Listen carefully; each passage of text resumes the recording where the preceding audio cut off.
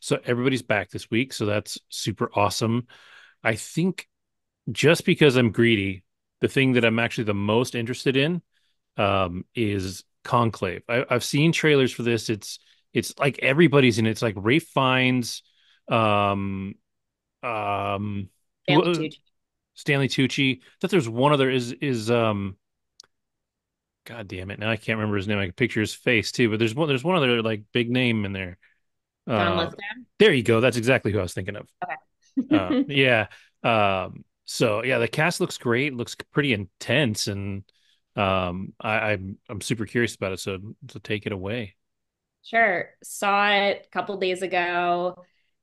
It is about Vatican City and the Pope passing away at the very beginning. And the question is, okay, who's going to be the next Pope?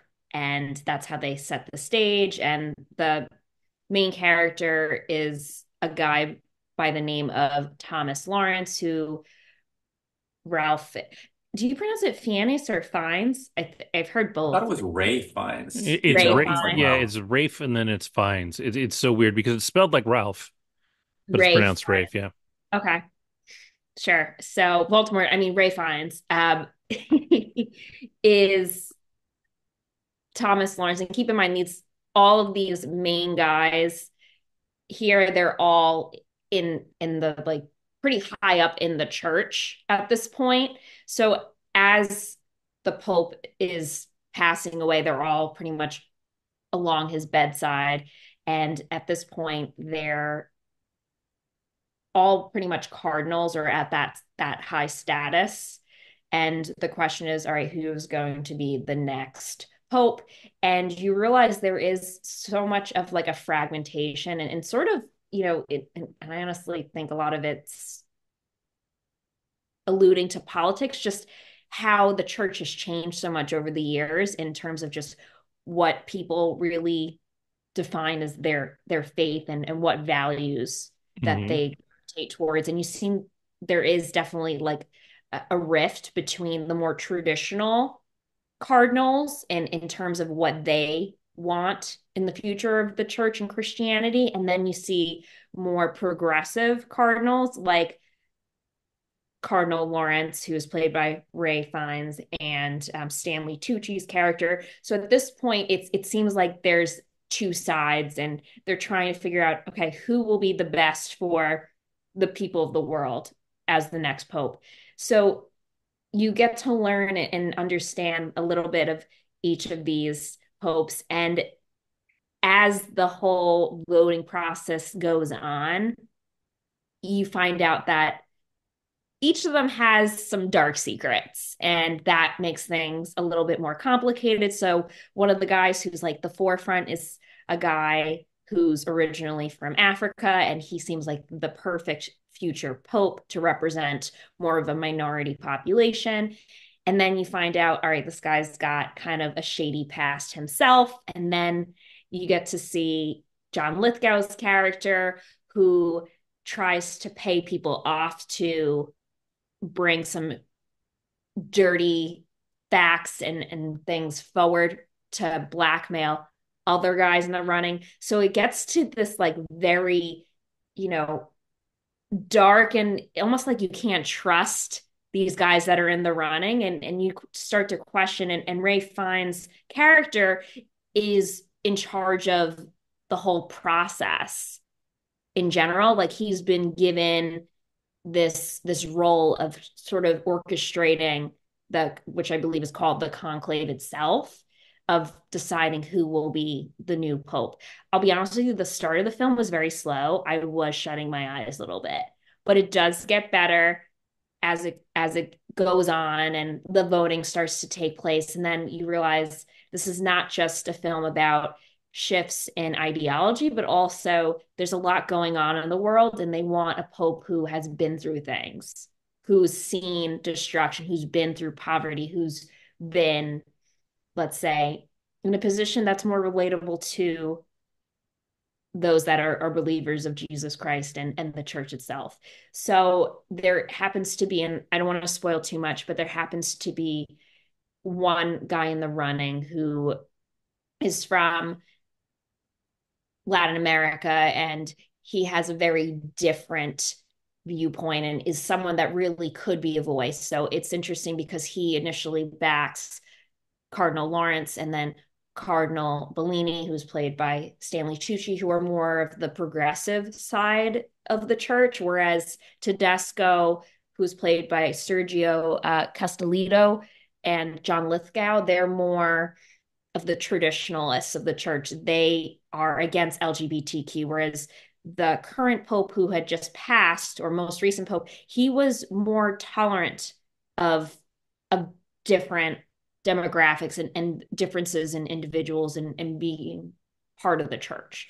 So I don't want to spoil it, but let's just say there is a very big twist to the end. And I do encourage those that are interested in seeing the film, watching it all the way through, even though it is a bit slow, because it is pretty shocking, but it goes to show how far the church has come as a whole. And even just telling the story, it gives some light to the fact that in life we have to adapt to really move forward and to appeal to your current, I don't want to say constituents, obviously, because that's not, or I guess congregants, right? In this case, I'm thinking as a Jew, I don't really know what you say in the church, but to those that are a part of the community, the religious community in this sense. So it was pretty good.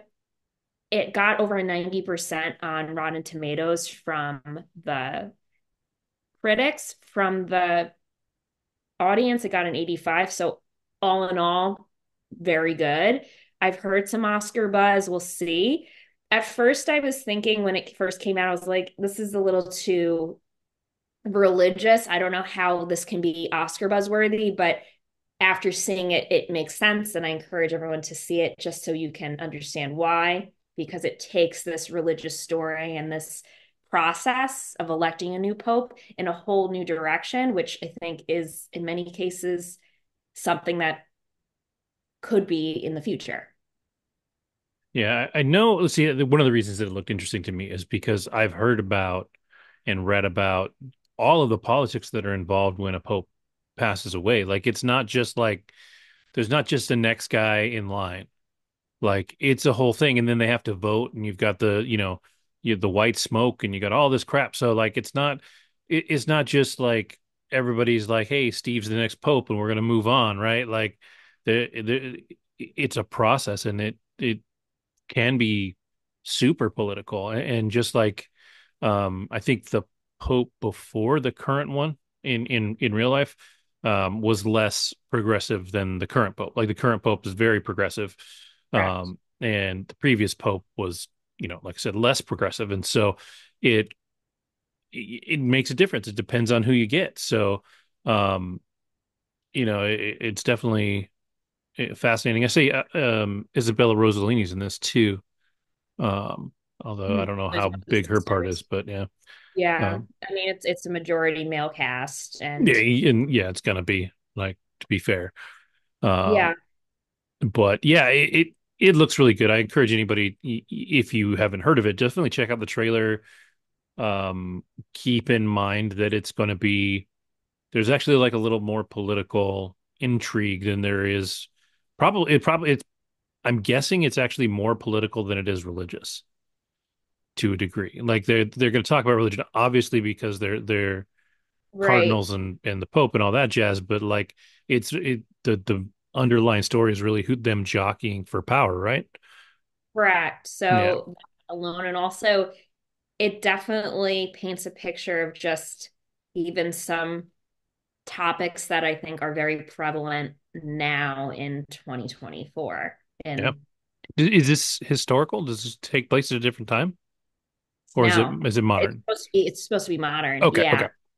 But it's just interesting because it has some very, I don't want to give too much away, but there are some topics and then the twist ending, you're just like, okay, this is definitely something that could happen maybe in the future, but you just, yeah, go see it. I don't want to give it away because it was the last like 5-10 minutes. I was at the edge of my seat because I was just like, okay, this is not what I expected when I first saw this film. And now I understand why it's getting Oscar buzz. the first couple minutes, I'm like, whatever. They're at his bedside, just another religious man that's passing away. Okay, great. Like, I don't know. I just didn't think until the end. I was like, something's different here. Yeah. All right. So yeah, All right, cool. Yeah, I'm super interested in it. I won't see it until it comes out on streaming, but I'm very interested in this one. Like I saw the first time I saw a trailer, I was just like, okay, yeah, I'm in. yeah. Acting was fine. I'll be honest with you. I didn't think the acting was like extraordinary, but the story itself and how it was written and definitely very topical and not something that you would see in a traditional religious movie, let alone a movie that's about something that is so incredibly um, given a lot of attention, especially because I mean the Pope is like the highest ranking religious figure in the entire world, right? Right. So Right. yeah, equating this with some very um, progressive topics and just some things that are very prevalent in, I mean, even in this past election. Again, not wanting to give too much away, but if you see it, you'll know what I mean, and it's fascinating. Cool. All right. Then cool. Well, we will continue to move on. Andrew, you watched the franchise. Yes, And I did. yeah, and I started watching it, and I was watching it one morning while I was doing the dishes, and I finished the first episode. I think I might have watched it actually when the first episode came out. And so the issue with that show was that it's HBO and it comes out weekly, and I just forgot about it, and I haven't gone back. I didn't dislike anything in the first episode. I actually kind of like the cast. I like the idea of what it is. And it's sort of and it was advertised this way before it even aired, but it's sort of a send up of the idea of what's going on in the superhero like film industry right now, right? Yeah, Yeah. absolutely. And I think for me, what got my attention, there was two aspects of the show that got my attention. The first one is actually the main character, Himesh Patel. He plays a first assistant director on the set of this film that's being directed by Daniel Bruhl. And I think what's funny about that meta, of course, is that a number of these people have been in superhero like Hmm. either films or TV series. Daniel, of course, was in Captain America Civil War. Forget Yep. the character's name, but he's a bad guy. Yeah, Um, Baron. Baron Zemo, thank There you, you go, Zemo. Zemo. Whereas here now he's one of the directors, a Marvel Cinematic Universe director, and you're seeing how directors who usually have like all the power are now more like hired hands whose visions are absolutely tinkered with. So No. Kamesh, the lead person, he was in a show called Station 11. And while I Oh yeah, wasn't yeah, crazy about Station 11, he was definitely one of my favorite characters as Jeevan in that show. So for sure. I'm always all about following people who I like. The premise is about, movie making, which is near and dear to my heart, just because when I applied to college, my major was actually film studies. After one quarter, I switched it to communication for two reasons. One, I thought it was more practical, but number two, this was the 90s and it was all about indie film movie making. And I'm just really not an indie person. I grew up in the age of the 80s where you had Spielberg, where you had Zemeckis. This was all blockbuster shit because I'm all about bringing everyone under a tent, not being all self-righteous and like, oh, this is my art and like whatever. So anyway, um, I love it. I love this show. It's a comedy, which is definitely Yeah. not my normal thing. But again, the only reason why I like it is because I find it both educational and validating. Because I've always speculated what goes on behind the scenes and how, when a franchise situation gets too big, whoever is in charge of the franchise actually ends up kind of losing control. So a lot of decisions get made that are like the wrong decisions, but the head is spread too thin. So there's somebody named Shane who is you never see him on screen so far, who is like the That's head of right. everything. And they even say things like, well, if Shane was here, we wouldn't do this, but Shane is unreachable. So decisions are made on the set, and there's some bad decisions. There are eight episodes currently slated for this season. Right now, and I'm episode three, or I finished episode three rather, and only five are out right now. So it isn't a Okay. weekly show. And the press, I think, is like saying it's cool, but it's not that Yeah. fresh. Now, my thing is this, because I'm not a comedy person, I'm not going to be the harshest critic because I haven't seen all the comedy out there. So this is new to me. Whereas someone who has seen these quirky 25-minute comedy shows, like maybe It's Always Sunny, that kind of thing, like they're going to look at this and go, oh yeah, been there, done that, got the t-shirt. But I will talk about the cast and why I think it's a powerful show in that respect. You've got Richard E. Grant, who's basically playing this like theatrical like theater guy who is above it all, but he of course he's in this, and I think he's just doing this for the paycheck. But that's great because Richard Grant actually played classic Loki in the Loki show, so I Yeah. thought that was cool. And he was the bad guy in Logan. Like there was two bad guys, and he was the Yep. older Yep. guy who was in charge of everything. So I'm loving that he's in this. Stormfront from The Boys is I in here cash. as the replacement producer, Aya Cash. I love her. And I love how even the producer shows up because the producer role is to make sure that everything is okay, kind of the cheerleader, kind of like taking care of the director, the whole thing, right? But I love how the producer shows up in the first episode about to fix things. He tells like this EP basically to calm down, and the EP fires him immediately. And that's when Aya Cash comes in as a new producer Yep. who had a history with the the assistant director. And finally, before I kind of take a break because I'm talking as a monologue, there is a third assistant director. It's her first day, but she's already thrown into the nut house. And the first assistant director talks about how what his job is like. Basically, is working at a circus, having a pile of shit in his back of his car. He drives it somewhere, burns it, and does it all over again or something like that, you know? And it's like that's what this job is. And it's just a lot of babysitting, a lot of all that. And me personally, because of my whole history in as far as work, as far as sales, as far as managing personalities, I do think I could do it, but I would only do it in a producer role because I would know not to say anything to get myself fired, but at the same time, manage and shepherd the shit so that way it actually comes off. Because at the end of the day, it's a huge undertaking. And a film set is got to be just so electric. They talk about how tired they are all the time, but I can only imagine the energy and that feeling of satisfaction once you see it actually get made and debut, the red carpet, all of that. So this show gives me life. I'm binging it, and while it's no Penguin, it is still something that sparked my interest, and I am hard to get.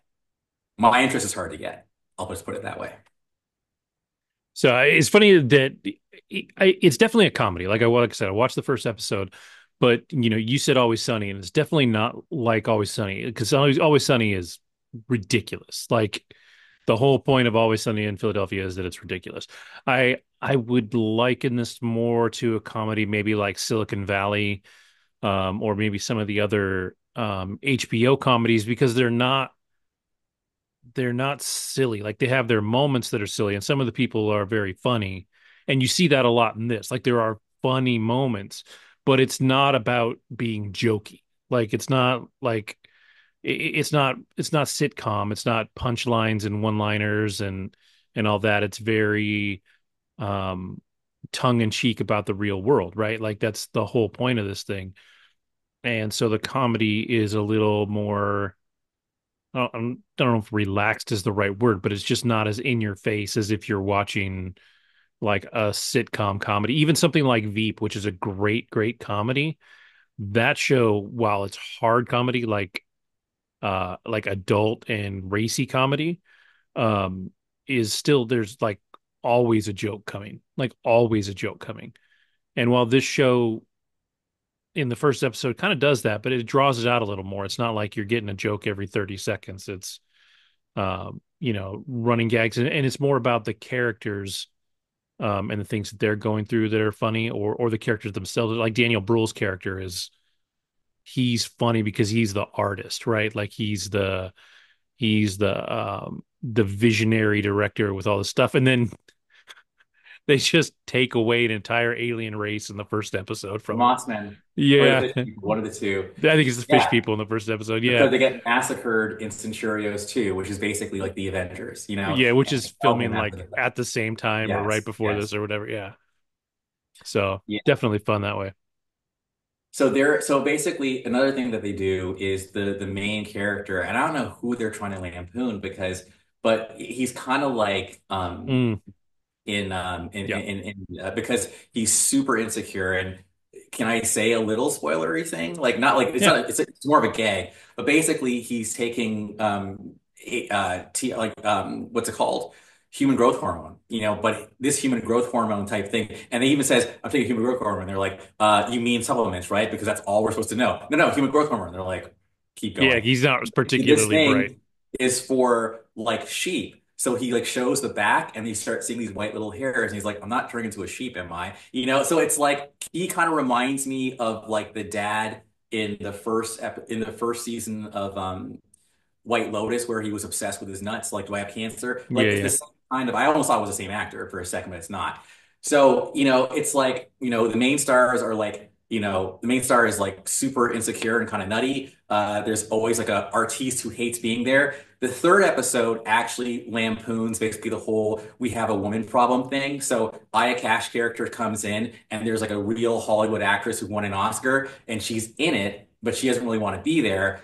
And then they're like, we want to make her more like a prominent figure. So they start talking about, let's give her the stick of something, right? And they're like, dude, this is not in the comics. Don't do it. We're doing it anyway. And literally Himesh is like, this is a mistake. Don't do it. They try to film it. And of course, it's not like the first it fucks up, then it works. But then they talk about all like the death threats and bomb threats that happened because someone leaked an image of it because it wasn't comic accurate.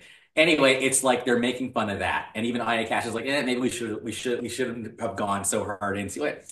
So it really, and again, because it's a Warner Brothers show, while I think part of it is lampooning just all superhero shows, I do think it's the MCU who's getting like really the brunt. So they're making fun of Phase 4 and Phase 5 MCU, which is where they are now. Um, but yeah, I this is stuff that I think that the average person probably isn't exposed to. They probably think movie making is like easy, especially if it's like popcorn. Oh, it's just big Hollywood. Just throw some special effects. It's going to work. I'm like, nah, there's a science to it, and you are commanding armies, and there's a lot of politics involved. But I just like all the actors. I think every performance is, solid. And again, for me, as someone who likes like penguin level shit, like for me, this is actually like every scene for me, there is a skit being delivered in some way, shape, or form for Yeah. me. Yeah. It's like, Yeah. Yeah. It's good. That's on HBO, right? yeah. Yeah.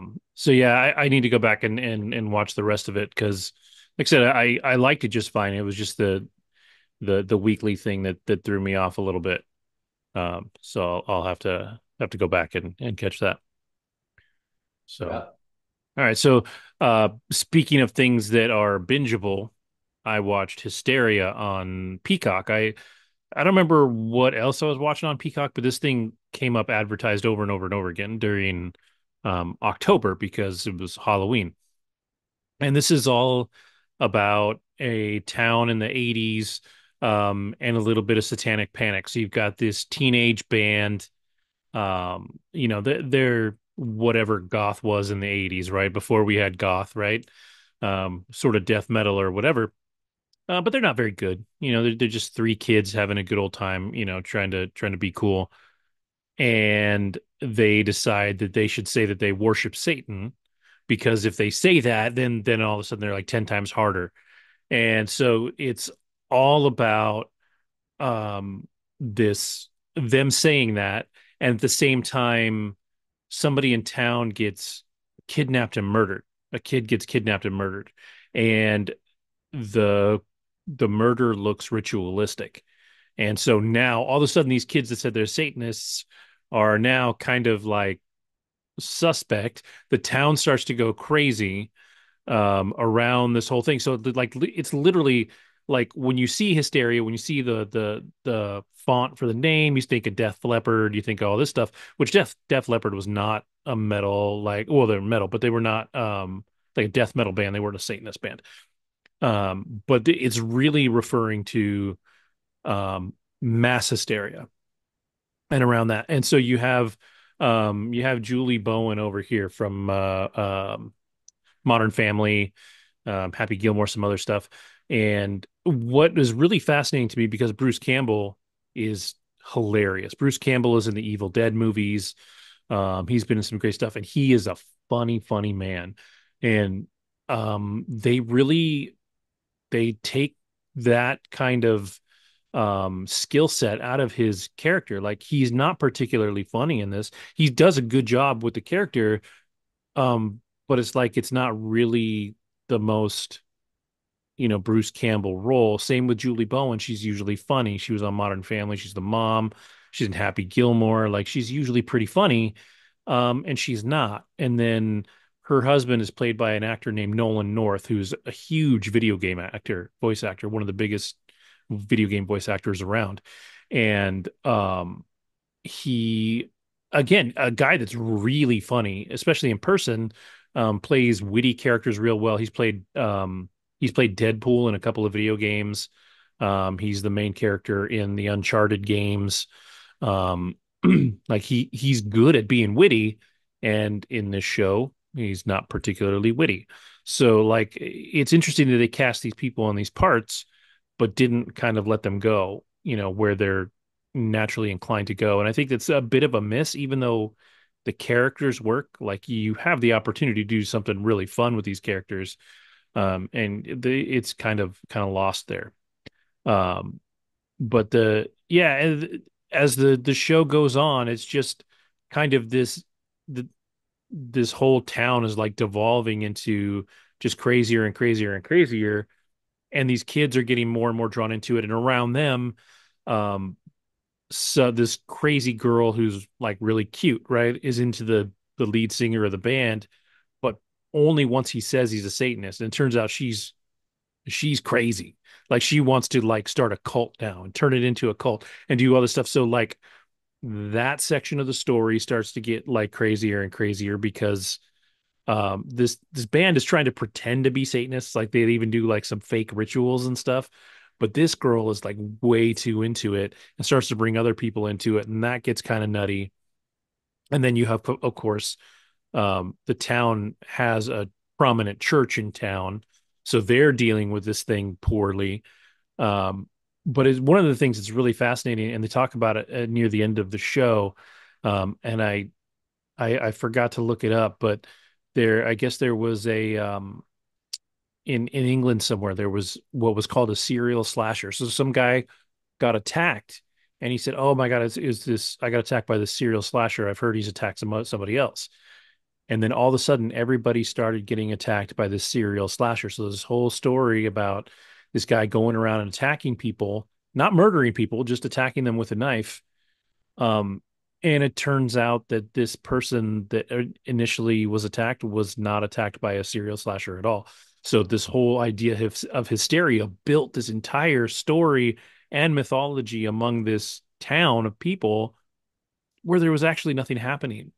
And it's super crazy, because it's just like when you get into that mob mentality, when you get to that hysteria mentality, that um, things can go kind of crazy.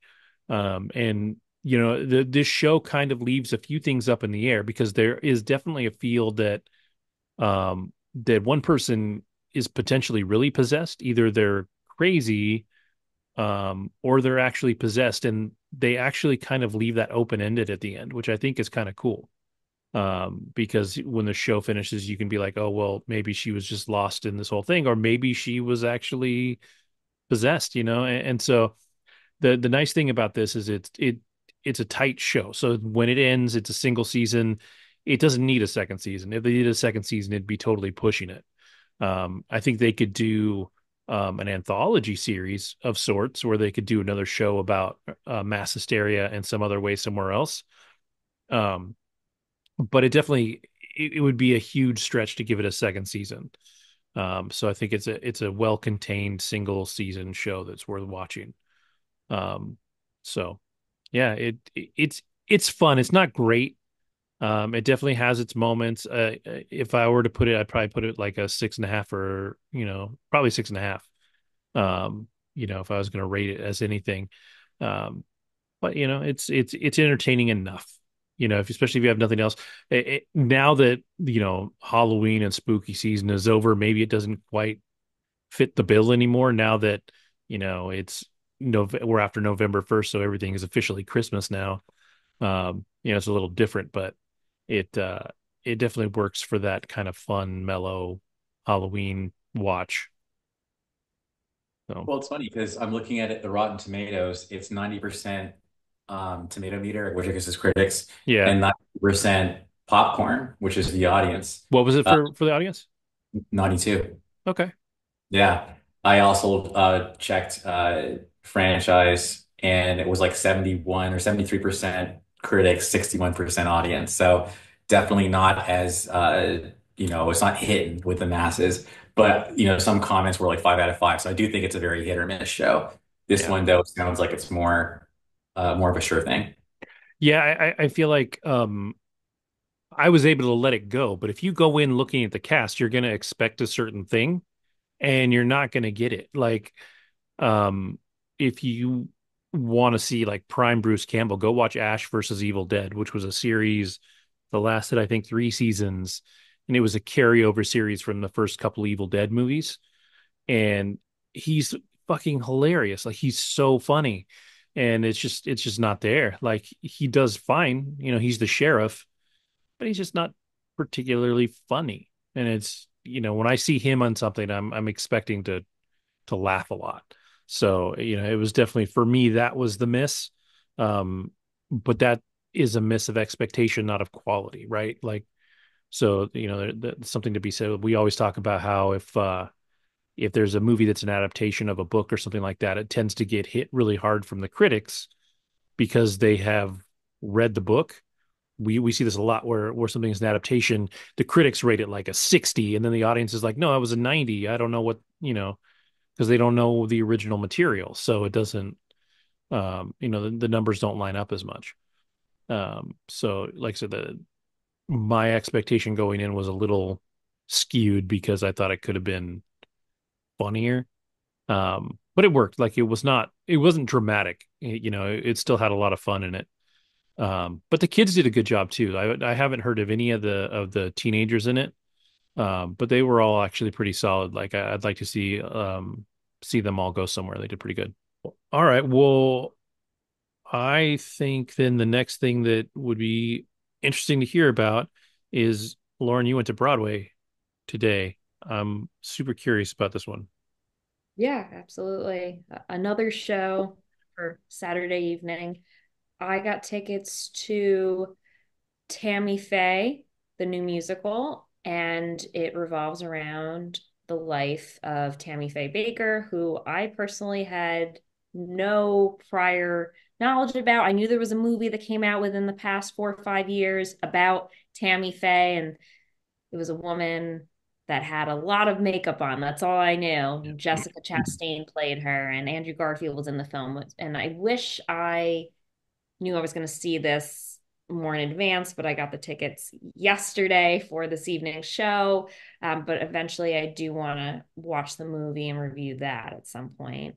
So, all I knew is what I read on Google is that she was a televangelist, and hopefully, you gentlemen can help me out, given that I am not very knowledgeable about the church. So, apparently, in like the 60s and 70s, something along the lines of, I guess they called it like the electric church was like this big new movement, and people wanted, you're like, I don't know. Yeah, Catholicism and Protestants are very different.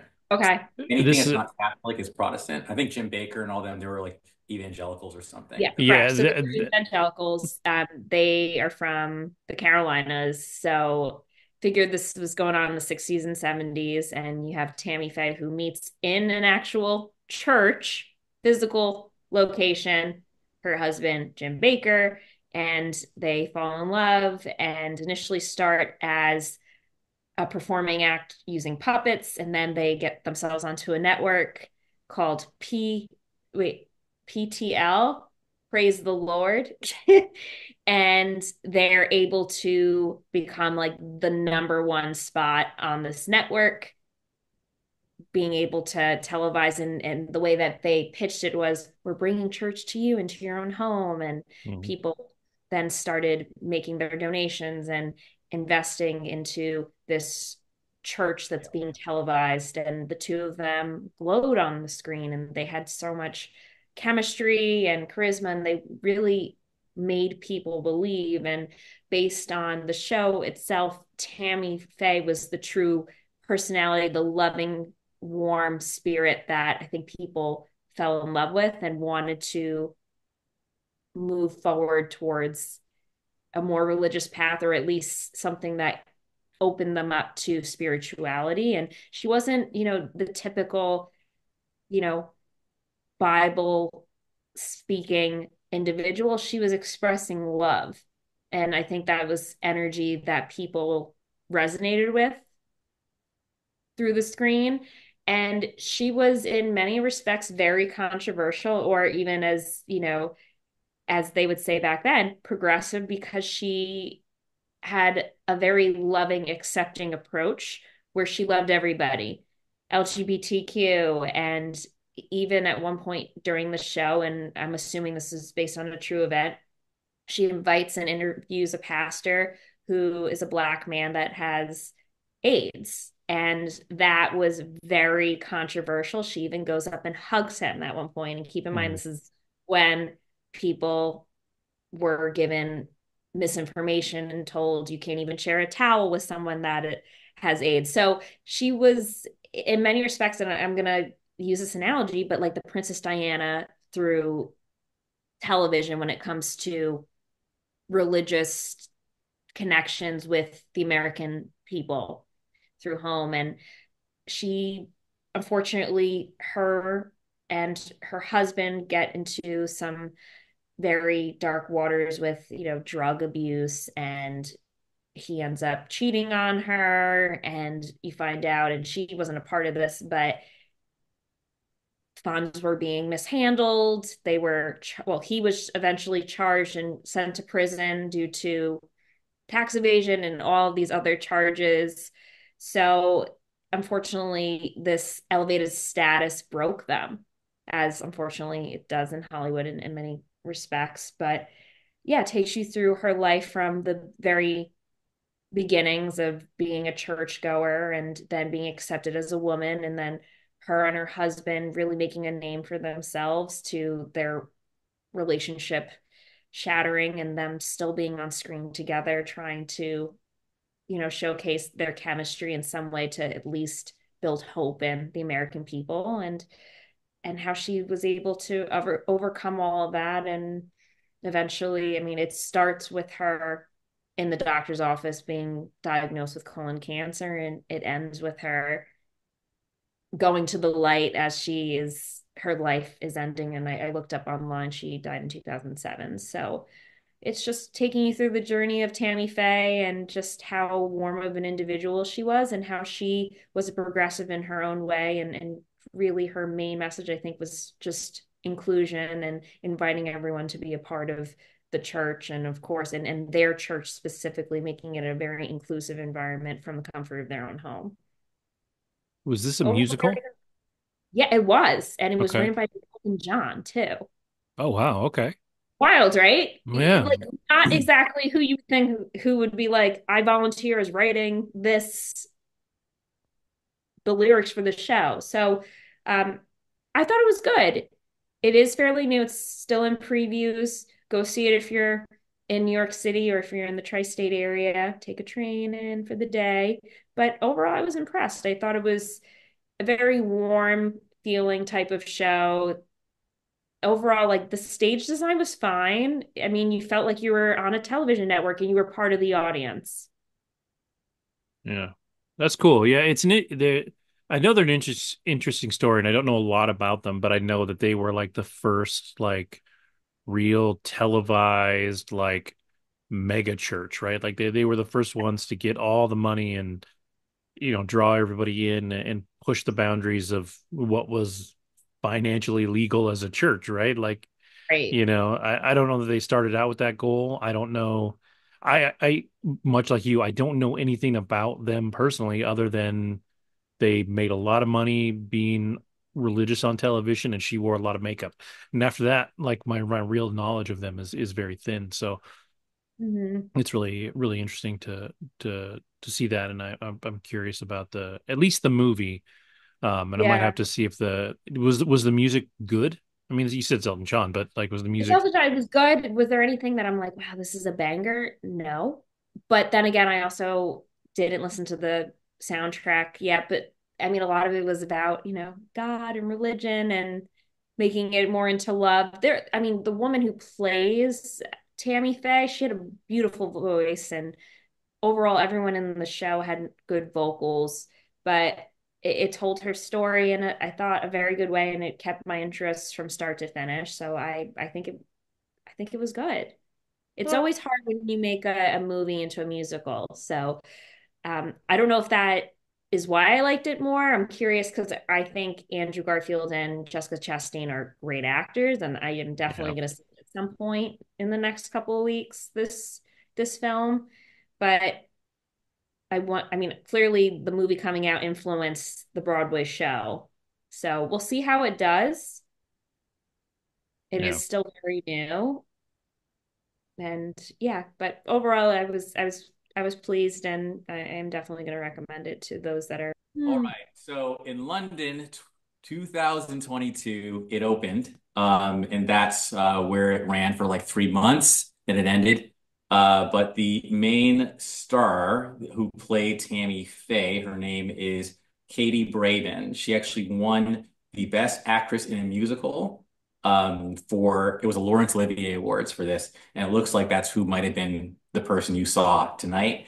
It is in previews. It started previews October 19th, and it is set to open November 14th. And we will see how it does. But yeah, I think you saw some early, like, Yeah. ahead of the curve action there tonight. Yeah. All right. Seeing it open in London makes sense. If it was Elton John, that makes a lot and of it is sense of the Katie production. Braven who I saw tonight. So yeah, that's awesome.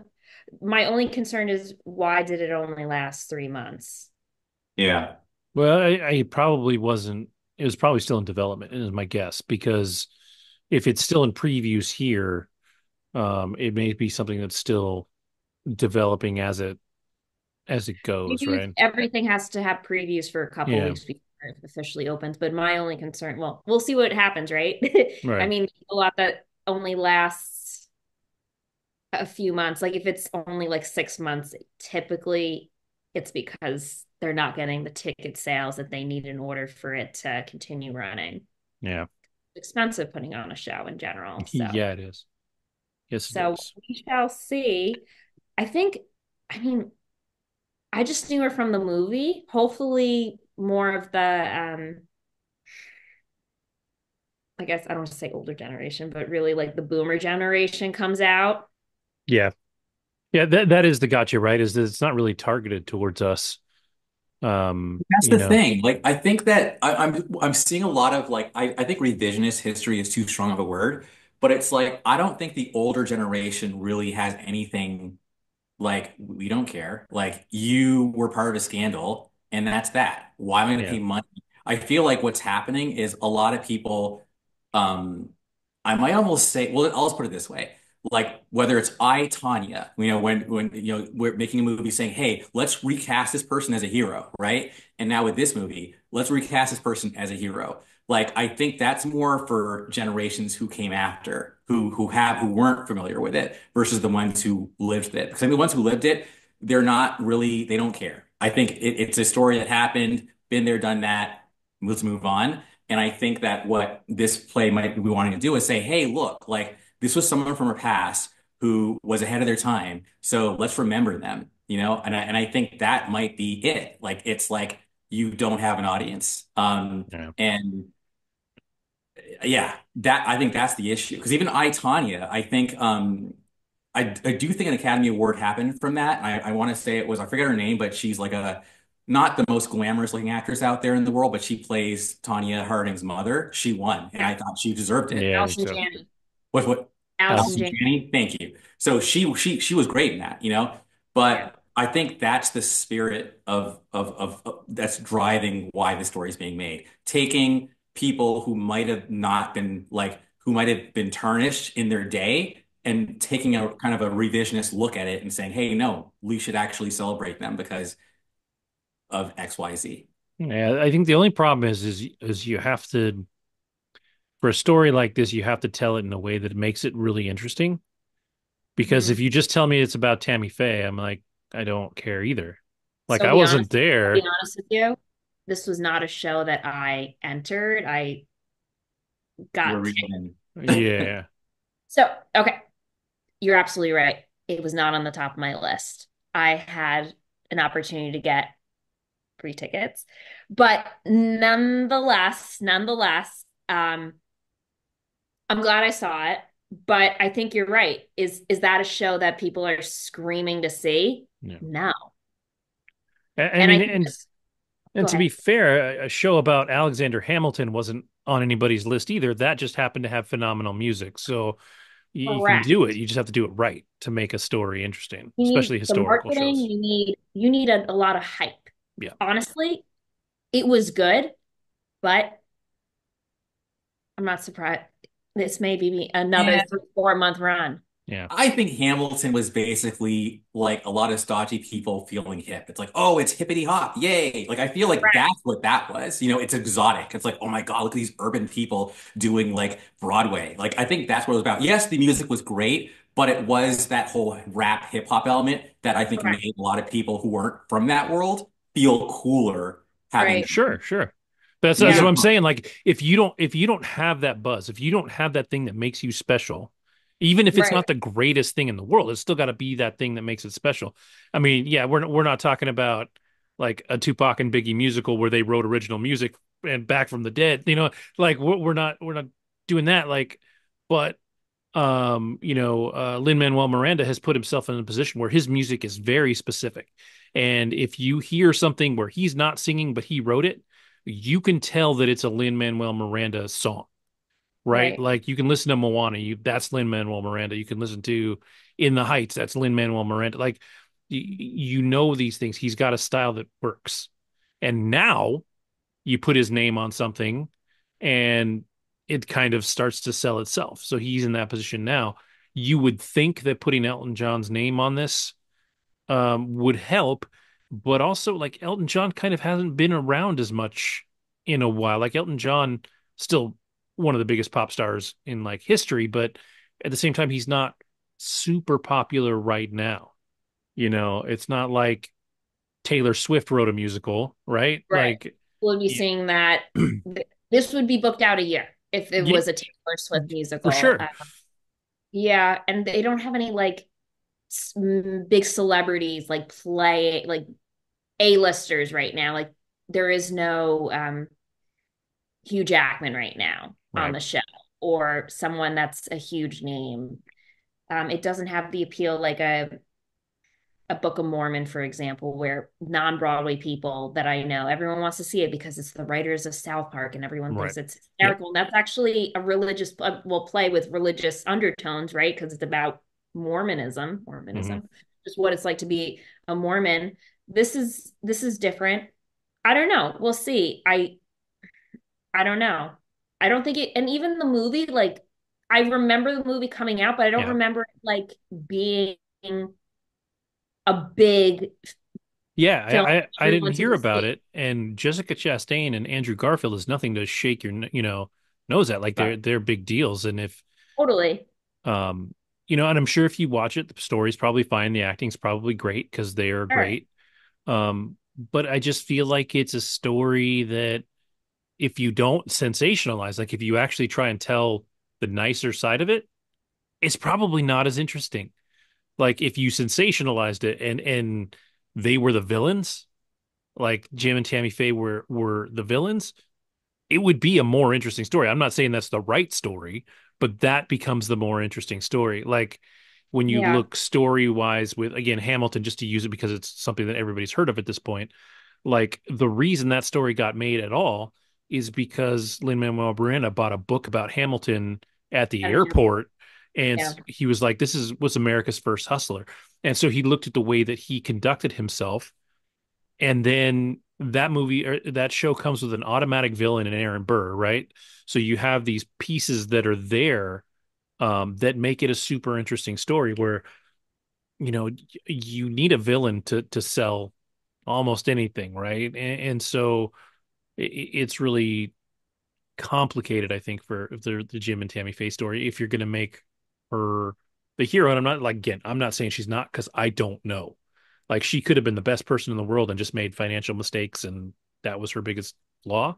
The way they Um, portrayed it was that she wasn't a part of the money conversation, which makes sense because, I mean, 60s, 70s, women couldn't even have credit cards without, yeah, yeah. exactly. So she very well could have just been, the face of the show, or at least Hmm. one of the two faces, but she's absent from all the money making type of or financial conversations behind the scenes. For sure. So in that sense, she was definitely innocent. But yeah, she got addicted to drugs. She did controversial things at the time. They even told her, like, you need to stop being so loud and so inclusive. I mean, talking about homosexuality, like we can't have gay people on the show, like just completely And that's to me what the missed opportunity. If they had made it more of a honestly gay inclusive thing, maybe even had like more of a gay vibe, attract the gay audience, I think that's what they should have done. Because that, they have, at the end, rainbow all throughout the oh, scene. sure. But I feel like they could have done more to kind of like publicize that, like that's what I would think is the because you have to have because here's the other thing, right? Like a hero is only as good as their villain, basically. The villain has Hmm. to be, to your point, Kevin, interesting. And it just sounds like maybe there wasn't a really interesting villain. Everybody was just kind of, like all the same. It was just Tammy and Jim together. They fell. But it's okay because she wasn't that bad, and let's just tell her story. Yeah. And yeah, that's just not good enough, It- Also, But the again, guys we'll behind the see. scene too. All the guys behind the scene, and I'm just gonna say they're all white Yeah. men, yeah. and they're all a part of the religious network televangelist family, and they're also, why are you doing this? You're pushing the envelope. So, but yeah, I can see your point too. She was only so good to the point where it's like, how appealing can you be?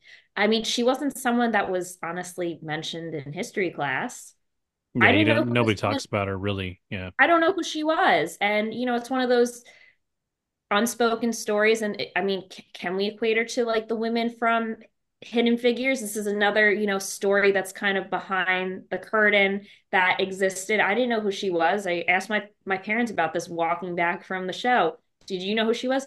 And granted, my parents were like, yeah, she was they were like the first people to do the religious shows on television, but we Yeah. never really watched the religious shows. It's one of those things you turned it on and you flicked on to the next Meet channel. Yeah. You Swagger, do. Jerry Falwell, and then later Yep. on, Yep. that one guy, I forget his name, but he has like beady eyes and curly hair. I think you know what I'm talking about. Anyways, Yeah. yeah, it's whatever. The Like, other thing but too is, and this has been like this is an epidemic now from the last like 2 years, is I feel like marketing is bad right now. yeah, Marketing is bad for a lot of entertainment properties across the board. And I don't know what it is because I see a lot of movies come out that nobody knew was coming out. Take Transformers 1 just as an example. The worst next marketed book. film of that should have been successful that wasn't because they marketed it as like a little kids movie, like a jokey little Transformers kids movie. And sure, that stuff was there and it was totally appropriate for little kids. Like there was nothing, no reason you couldn't take your 8-year-old to see it. But that movie was mature. Like there was a story there. Like that was a good movie that should have made at least twice what it made. Yeah, And the marketing was terrible. A bunch of Disney flicks have come and gone in the last couple of years that were poorly marketed. There's just so many things that have come and gone that people were like, I didn't even know that was in the theater. And it was things that people wanted to see. And Right. that's what's crazy. And I just feel like this could benefit from a really killer billboard and some some advertising and some talk. I mean, get Elton John to promote it somewhere. Like people still like to look at like if Elton John shows up somewhere, people are like, cool, Elton John. Like I said, Yeah. he's not topping the charts anywhere right now or anything, but he's still a cool dude. Like people still like Elton John. He's So very likable. And it's funny because like you don't really know until like you pass the theater or if you look online, oh, he wrote the music. Right. yeah, and that should be I like agree. it should be Elton John's Tammy Faye. Uh, Right. uh, It yeah, won some awards. Put the awards in the yeah, advertising. Like, Yeah. yeah. And yeah, digital marketing is not expensive anymore. Like, 'cause anyways, we're hopefully yeah. helping We're get thinking, the word yeah, out. just go It on was Canva good and write your until own we're like, goddamn. but it's not going to be good. But who, it's interesting because a lot of shows nowadays, they don't last more than a couple of months. Yeah. If we can't attract a crowd, it's gone. And there are very few, with the exception of like some Disney shows, MJ the Hmm. Musical, Six the Musical, and Juliet. A lot of stuff that's on Broadway now that's staying are like these hip hop boppy type Yep. of shows. Unfortunate. I mean, I Moulin don't say But Rouge. it Yeah. goes to what I say. I feel like that crowd is not hip hoppy, but they want to feel hip hoppy, and Well, that to the me.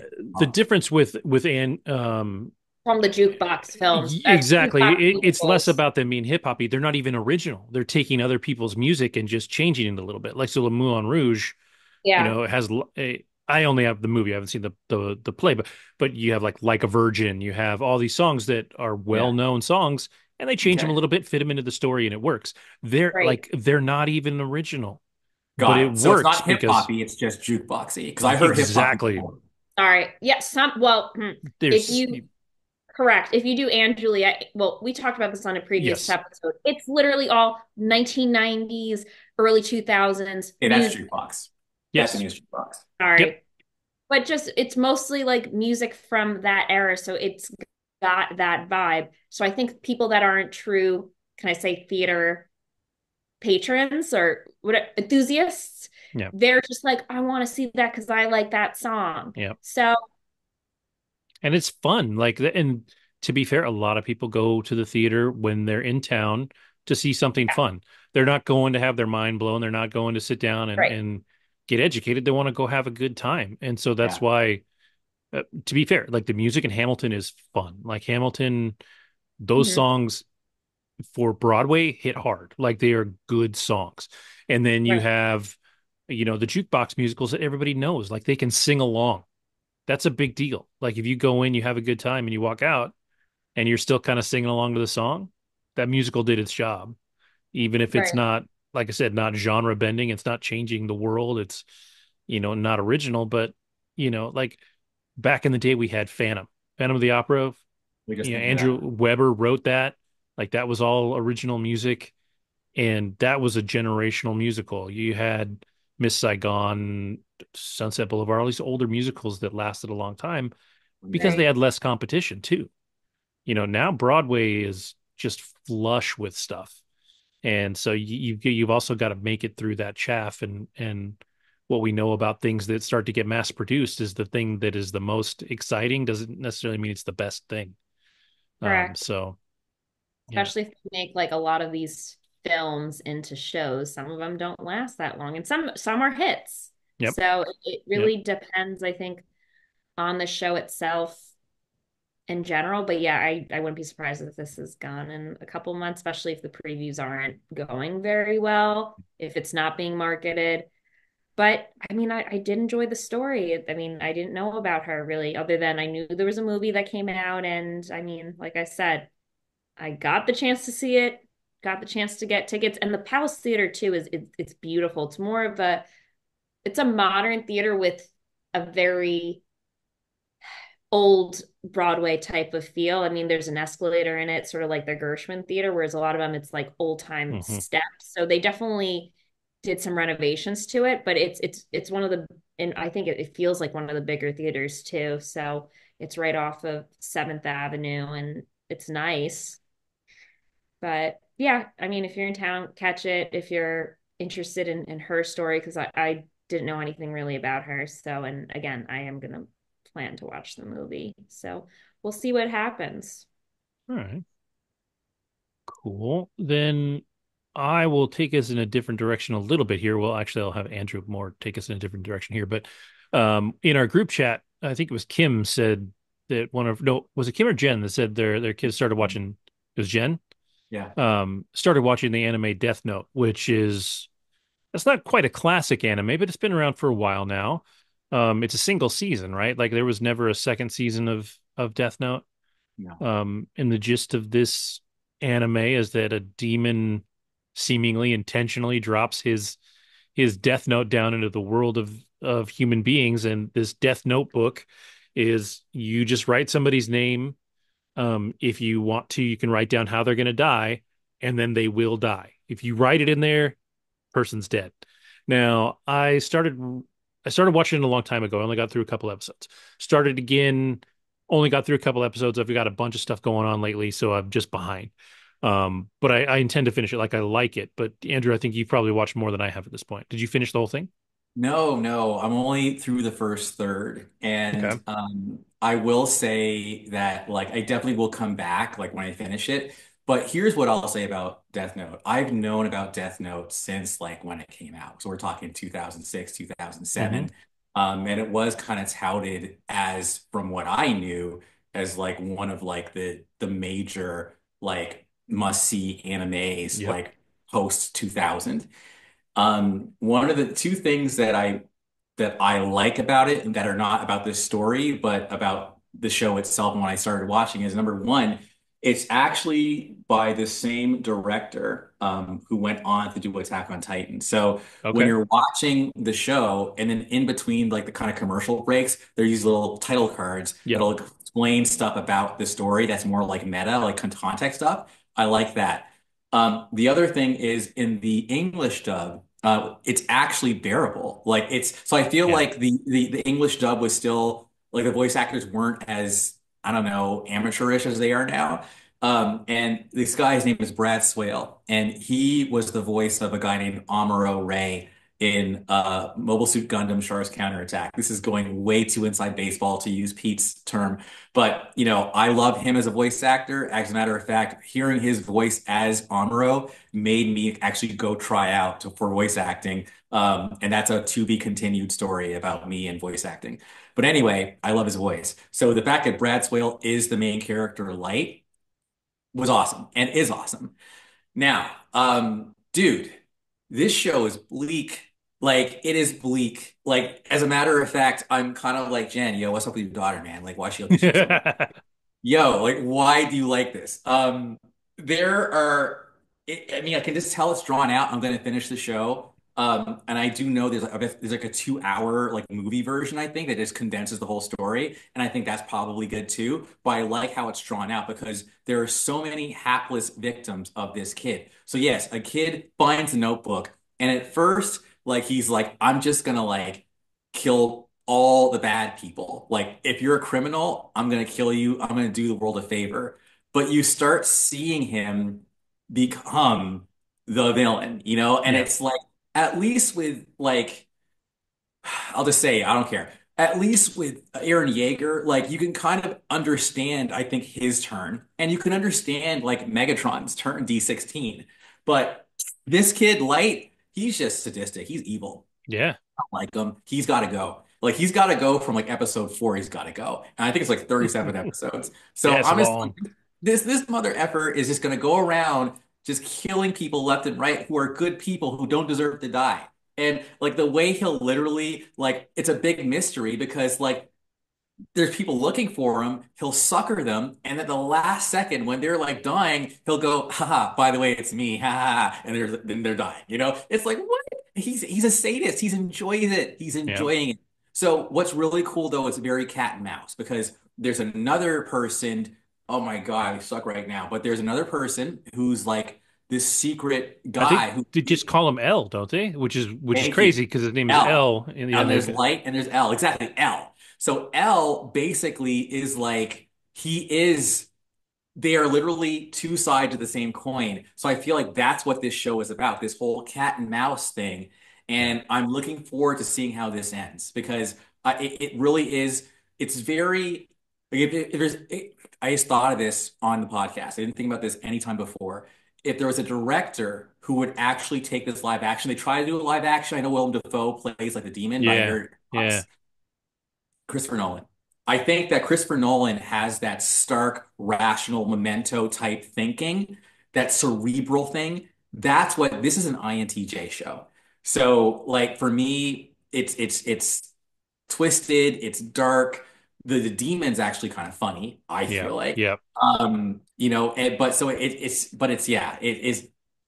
Is it Attack on Titan? No. And the reason why, again, because it's a much smaller cast. So I feel like yeah. you either like small stories where it's like it's really focused on one or two or three people, or you like big stories where there's a whole bunch of different characters all interacting. And that's me. That's a P. But this one is more A, and but it still has my attention, and it's always been on my to-do list to watch this show. And I think you can tell I got excited talking about it. So I guess I'm gonna finish it, and I'm glad that you're watching it too, because that means that we can finally compare notes and Yeah. say, yeah, like what do we think? But I do Yeah. think this is the rare show where you can watch the English dub. Yeah, yeah, for sure. Like I started watching it and I was like, this is fine. And I think that is relatively common in the 90s and the 2000s because it wasn't over the top. And then for whatever reason, a lot of American voice acting on the dubs is so over the top. Like they're always yelling. I don't know if that came out of kids' cartoons becoming more popular. Like I don't know what generated it, but it's definitely far worse now than it was 20 years ago. But you're right about the demon. Like the demon is kind of like he's like, yeah, I kind of did this on purpose. Go fuck shit up. Like he's just like, He's like Venom in a way, yeah, like sort of, yeah, the movie version Venom, I yeah, should say. yeah. Well, yeah, and But he's like, I like apples. Like he's so like just kind of like casually along for the ride. Because I mean, if you think about it, like a demon would totally be like, yeah, go do some bad shit. I would yes, like to watch you do some bad stuff. Let's have fun with that. yes, And because he's bored in that other yeah, world. exactly, exactly.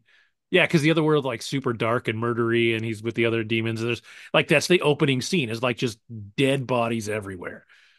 And he was like, "Yeah, this is cool or whatever," but he's like, "I need this to be more exciting." It's Now, I will say, like, yeah, like, has Andrew had visions, as you guys know, of like being like the master of the universe, like how like 99.9% of dictators ruin it for the 0.01% who do a good job? Me, no, actually, I'm not completely lying. Anyway, but when I watch this show, like, I'm like, if I were Light and if I had the Death Note, would I do what he does? Hell no, I wouldn't do it. But like.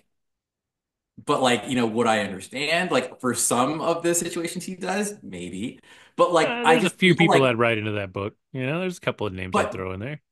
but it's like but he legitimately like he gets off on Yeah, killing for people. sure. Like he's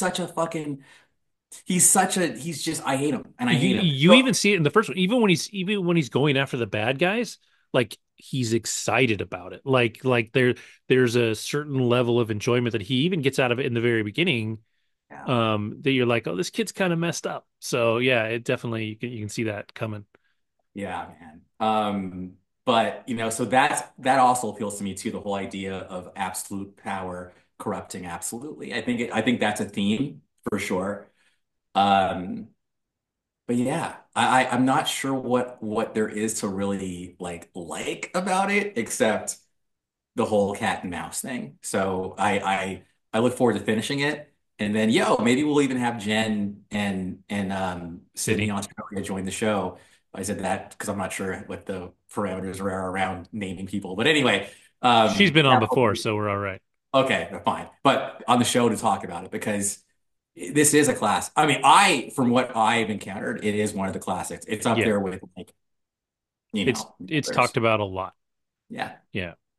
And to me, it's like there's two different generations. There was like the pre 2000s anime, which is very different, and then the post 2000s anime, where I just saw something else, and I don't know why it popped up, but it was like the most not inappropriate, but just the most upsetting anime, and like Ninja Scroll was on there, right? Because Ninja Scroll is just like there's This and sex and Worcester are all murder, and pretty. like yeah, yeah, like That one. 90s anime was like dark. Twisted. When you got into the more adult stuff, like it was, there was sex and there was a lot of violence and there was, whereas like even so you take Attack on Titan and that is obviously phenomenal. You don't deal with sex in that really, No, right? no, Like that you're is right. it is an intelligent adult story told phenomenally well, but even even the violence is tamed down compared to some of the stuff that was in the It's not 90s. gratuitous. I think that's where you're Yeah. looking for. It was Yeah. gratuitous in the 90s, especially, and maybe in Sure. the early zeros. There's one called Elfin Lied. OMG. That to me is by far the most twisted anime I've ever seen. And all I gotta say is like if you do decide like just the opening scene, okay, is like, like if anyone's watching, you see the comments and whatever, just comment after you've seen Elfin Lied. At least just watch the first episode. Don't watch anything else. Just the first episode, and you'll go, yeah, you have to be a little, did I finish it? Yes. But like, I mean, again, I'm just saying, like, but I was watching it the whole time, going, wow, this is like, I don't know, like, I don't know if I'm the same. Yeah. Yeah. Yeah. Yeah. Like, yeah, I remember I saw Ninja Scroll pretty much within a few years of it coming out, right? Like it was 90s and it just was a different world at the time, right? So anime was just different anyways. And I was like, this kicks ass, but it's crazy. And it's so different now. Like there was like a shift at some point where they were like, okay, we've got to be at least a little like it was like they took the idea of gore and violence and kind of cut that back, but then they went and made it more psychological with their storytelling. Because there is a lot of kind of twisted storytelling, like you got Monster and some other stuff. Yo, this is so dope. Matt and Ross Duffer have cited Elfin Lied as an influence on their 2016 Netflix series Stranger Things. Huh, Makes sense. all Because right. Elfin and Eleven are very like they're both little girls, but they have like the power to like fuck shit up. Pardon my French. Like they, yeah, yeah. That's Anyway, cool. that's dope, the Duffer Brothers. Yeah. Anyway, before I'm making this a bit of a messy podcast, but I just want to say, like the trailer for season 5 of Stranger Things dropped. Did you see it? I haven't. Darn, I'm okay. I'm kind of at the point where I don't That's know that I want to right. We watch talked it. about this. No, no, I'm gonna watch the show for sure. Like there's no question about it. I don't know if I want to watch the trailer. Okay. I might just be okay going in blind. But the conversation that we had, I think, is an interesting one because to a degree, like I'm almost to the point where if I didn't watch Stranger Things season 5, I'd be okay. They just took too damn long to put this show out. Like this show, you said the first one was in 2016. Yeah. So by the time the new one airs, it will be 9 years for 5 seasons. That's ridiculous. Like, I'm Which sorry. Like that's bad. Like, It's funny. I think that the writer's strike certainly didn't help. But sure. also, even with Arcane, honestly, like, which I think we'll get to at some point, maybe 2 weeks from now. But like when I was starting to watch it and the opening scenes happened, like I was like, I don't even remember what happened. Because the thing is, I think Yeah. the first season happened in what, 2020, I think, maybe 2021, but it was a while ago, maybe even 2022. But either way, like I've forgotten. All I know Yeah. is Jinx went bad, killed like her fucking mentor. I'm cursing too much, by the way. But that's about it. But as far as the explosion and everything else, I'm like, I have to go back and read up on what Yeah. happened. So I know what you mean because when you don't remember what happened, it's demotivating. But because Yeah. Stranger Things 4 for me was literally like it gave me life, it was like my favorite show of that year.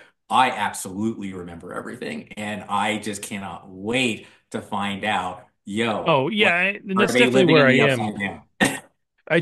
And the other problem is like the difference between Arcane and Stranger Things is yes, there's a long time between Stranger Things and Arcane.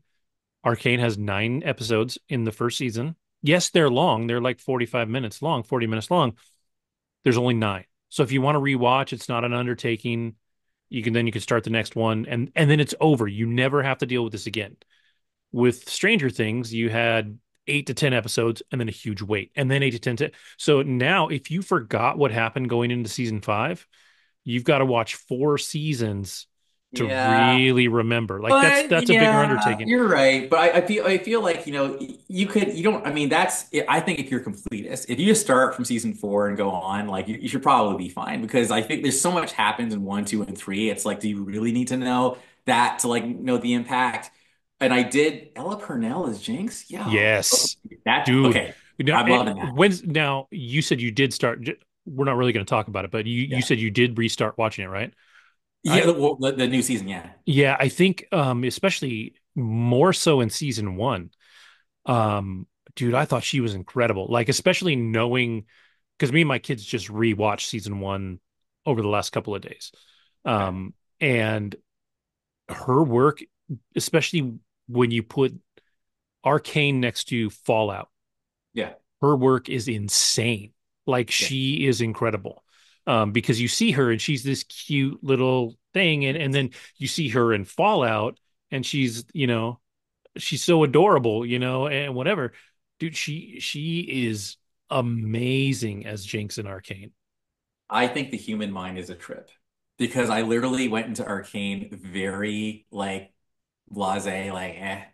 But now that I know that that's Ella behind it, I'm in. Done. Sold. Signed, sealed, delivered. The show came out in 2021. So yeah, Yeah. So it's been yeah, fucking been yeah, a while. it's been too long too. Like, but this is also they Animated. had some issues with the rights and some stuff like that in the first place.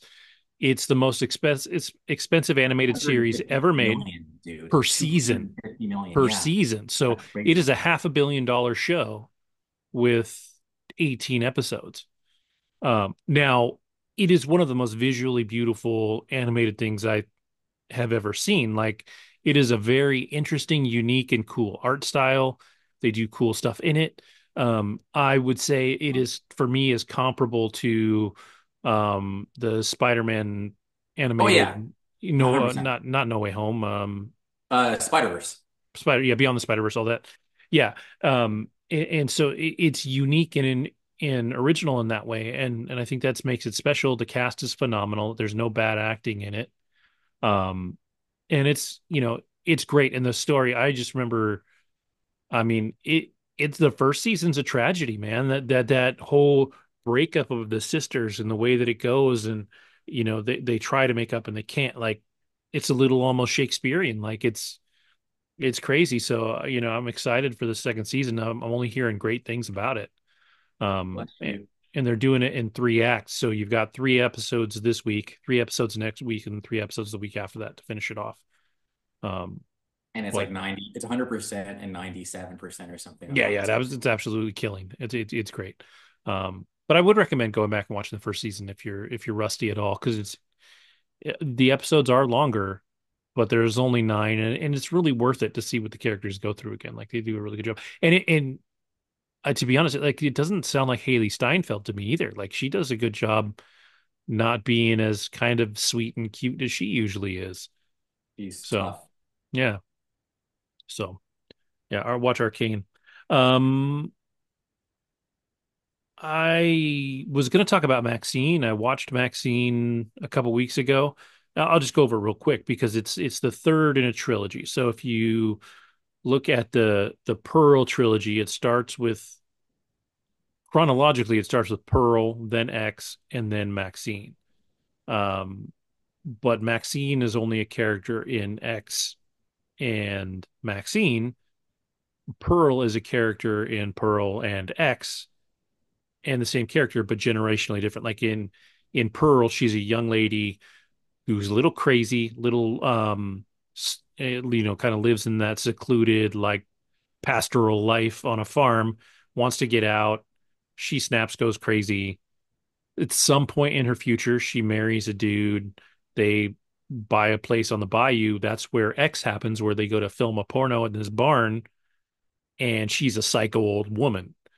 Maxine is one of the people there. Well, Maxine is the only one that survives this whole thing, gets away. She decides she wants to go have an acting career. We end up with Maxine, where she's in LA in the 70s, 80s, whenever the Night Stalker was a serial killer, because that is a kind of a background story. Although they talk about it a lot, it doesn't actually have anything to do with the show. Um, but Maxine is trying to make it. She's been acting in porn for a while. She's really popular there, but she wants to make it. Like she wants to be an actress. And so, it's about her trying to make that and her kind of landing her first role in a horror flick. But as she's starting to um, move forward and have a chance at this career, people around her start dying. They start getting killed.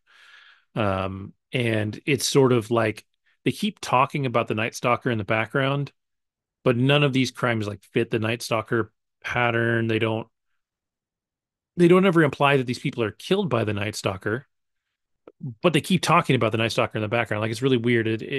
It's like it's to set a tone, but it doesn't really have anything to do with the actual movie. Um, and this is like I think I said it in our chat. Like this is if I were to put the three movies in order, this is the third best. Now I liked it. I think the third act was a little silly and predictable and didn't really fit in with kind of the grittier bits of the first two acts. Um, but it was not bad. Like especially if you're going to watch the trilogy, um, they are a good series of films. And this one has a little bit of sex and a little bit of nudity in it, so it's not there for the kiddies to watch a horror movie, right? But it's also not a horror movie. Like it's more of a suspense and um just kind of messed up kind of story. Like it falls under horror because there's, death and stuff in it, but it's definitely not what I consider to be horror. It's not scary at any point ever. Um, but it works, like especially if you watch the entire trilogy. I think it's a nice kind of bit of closure to the trilogy, ends in a fun place for the trilogy overall. And I enjoy it, and I think Mia Goth is incredible. I don't think she gets enough credit, but if you watch Pearl and you watch through to the very end, when she's at the credits start to roll, she has this thing where she stares straight into the camera, and this was completely improvised, and she's smiling, but she's also like breaking inside. So like, and you can see this whole thing on her face, and it goes for like T.I. West did not call cut. Like he just let her go on this thing, and it's like minutes long of this like pained smile thing, and she does it so well. It's so incredible. And I think she's super talented. So I'm really excited to see the next thing she's in. She's cast in Blade at this point for the MCU as Lilith, but who knows where that's going? Although Kevin Feige, I think, said today that they are still very committed to Blade. Like they're really trying.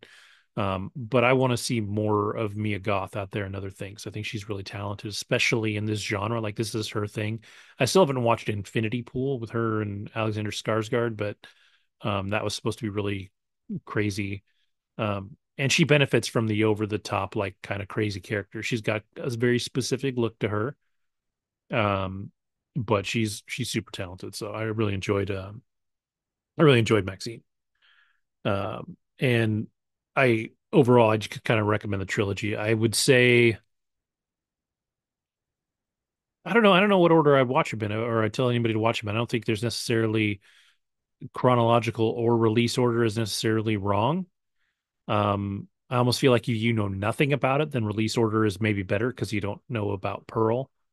If you understand the story, then chronological is probably better because you just kind of get those details. So, but yeah, good trilogy overall and worth watching if you're in the mood for something a little weird and bloody.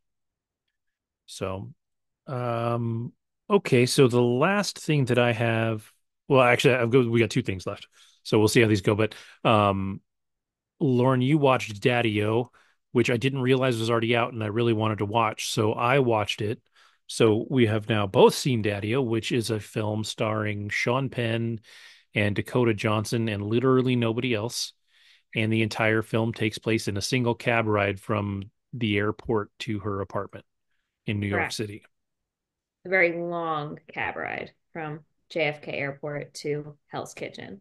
Which they do a good job of extending with a traffic jam, right? There's an accident, they get stuck, so they are Yeah, able to extend the story that way because it is certainly not a 90-minute drive from JFK to Hell's Kitchen, typically not, but especially if at night. traffic Yeah, It you'd be could be. surprised. Yeah, It Well, could and be. and it is, Yeah. but like generally speaking, like you wouldn't expect that ride to be that long. no, but it definitely helps with the story. Yeah. So, do you want me to give a Yeah, yeah, brief? go ahead. 'Cause I'm really curious to see what you thought about it. Yeah, so Sean Penn and Dakota Johnson are in a taxi for, like you said, pretty much like 90 minutes or so. Dakota Johnson is fresh off of a flight from Oklahoma, where she grew up, and she's been in New York for a little under 10 years at that point, and she goes onto the cab line. And who's her cab driver? It's Sean Penn, who ends up being someone who's been a cab driver for a number of years, and his character's name is Clark. Dakota Johnson's character, they don't actually reveal her real name in the film, but you just know she's If assumed someone in her, like, go ahead. if you watch it with the subtitles on, her character's every line is led. It just says "girly" is her name. So I looked that up after, but yeah, but she doesn't actually have a name. So Yeah, that's fascinating. yeah. Um, but yeah, so she's this beautiful blonde woman who's in the back seat, and they start talking, and he's pretty interested in her, just noticing that she's not the typical passenger who's just on her phone the entire time. And he asks her about her life and where she comes from, and the two end up really bonding over their own traumas and past relationships over this, course of the 90 minutes. And it just is a story about how you can really open up and bond with a complete stranger in a short period of time. And she's someone who has a lot of baggage, and you see that during these 90 minutes, not just from her childhood, but also the interactions that she does have on her phone between herself and, I mean, you find out that she is a mistress, and is in a sort of relationship, secret relationship, with someone she met at a conference who's a married man with two or three kids, and they're sexting throughout this entire cab ride. And this guy who has, not the best past, and who's learned a lot of lessons over the years, gives her some pretty solid advice, Yeah. being Yeah. someone who's been on the other side of things and has cheated on at least one of his wives. We know he's been married twice, and he's had his share of complications in his relationships and also looking elsewhere. And he gives her pretty good advice, almost as if he is like a father figure. Hmm.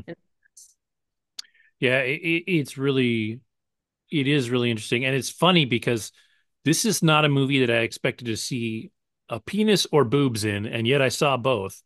Um, Correct. unwelcome surprise for my eyeballs. Yeah. But yeah, it's really interesting because there is two bits of dialogue, and I would say if there's a villain in the story, because we talked about earlier, how a story needs a villain. It's kind of this uh, lover she has, right? This boyfriend, whatever you call him, that Right. she's got, right? Like because when he texts her at first, it starts off kind of sweet or whatever, and then it's instantly like dirty, Correct. and you're just kind of like it actually as a viewer, it's kind of shocking to see the way that he turns it so fast. Like that's the conversation, and you don't know at this point that Yes and he's no. married. Yes. Well, yes and no, because it starts sweet and gets worse. Yeah. But the fact that, and it just kind of gives you insight to how this guy Clark is so intuitive, Hmm. not just by his profession, but also he's a man in New York, and he knows how grimy other men can be in the city. And he knows immediately that she's talking to a married man. Yeah.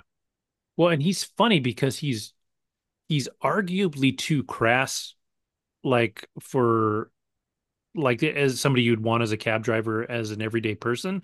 But I think at Totally. the same time, I think he can see, like you said, he can see these things about her. Like he recognizes these things in her. And as he's talking to her, he talks about how men will recognize things in women and play things a certain way and do things a certain way. Because he's calling her out kindly but he's calling her out for this relationship. He's like, you didn't say the L word, right? You didn't say you Right. love him. And she's like, well, yeah, I did. And he's like, It. fuck. Like he totally is like, well, you shouldn't have done that. He's like, so he's like, that's not what this man is out for. And she's like, well, and he's like, no. He's like, you're Yeah. the other woman. That's not what he's here for. Like, He and already he, has love with his wife, right? mhm, Because yeah, that's it. And then he told the story about how he had a beautiful younger woman from Europe who was his side chick, and as soon as she said the L word, that was it. yep, they were done. And then he explains how like Mhm. he's like, oh well, how did you meet? Like it's funny he uses the term candy to kind of but it sounds dirtier when I say it than it does when he says it. Like he works it in well enough. It's still dirty, but he works it in well enough that he's like kind of pointing out that like you've got this well of things that make you valuable, but if you give a piece of that away, he's going to keep taking pieces, right? And so he kind of talks about how he's like, oh well, how did you guys meet? How did you start? And he's like, did you give him your number? She's like, oh no, he gave me his card. And he's like, that dude gives out so many cards. Like, Right. and it is a weird movie because you're just talking about two people having dialogue for 90 minutes. There Correct. is again there's this secondary bit of story where she's also actively texting her man. Um, but otherwise it's just between these two people and they're telling their stories and they're connecting and she manages to learn about him too. Like it's not just him grilling her. Um, and I think So very uncomfortable too, and mhm, I'd say not realistic, but Kevin, if someone, a complete stranger, is asking me such personal questions like that, I don't know how comfortable I would feel. I know I wouldn't feel comfortable yeah, when oh yeah, I got my relationships and I'm in the back of, your cab. I would be that girl on my phone the entire time to avoid conversation with a stranger, yep, yep, like keep it minimal because I don't know you. You don't know my life. I don't want to let you in like that. And I think a lot of her trauma, I think she was, and you find out at the end, yeah, yeah, been through a lot more than you think. But she really opens up to this guy. And I think, it's almost like a cry. This car ride was like a cry for help. And the first time she was able to like scream her truth without actually screaming. yeah. Yeah, and I think again, I think it came out of him and all of his experience being able to gauge what he can and can't say to her as the conversation goes on. The same thing that he actually talks about, funny enough, with the man that ultimately picked her up, he gauged the conversation, pushed it in a certain way so that he could get what he wanted from her. This guy just wanted to have a conversation and understand this woman, but he knew how to, based on who she was, where he could and couldn't guide that conversation. There was a couple of moments in it where she gets uncomfortable and she shuts up for a while, and then Yeah. she does her thing and he's calculating, and then he comes back and prods the conversation along again.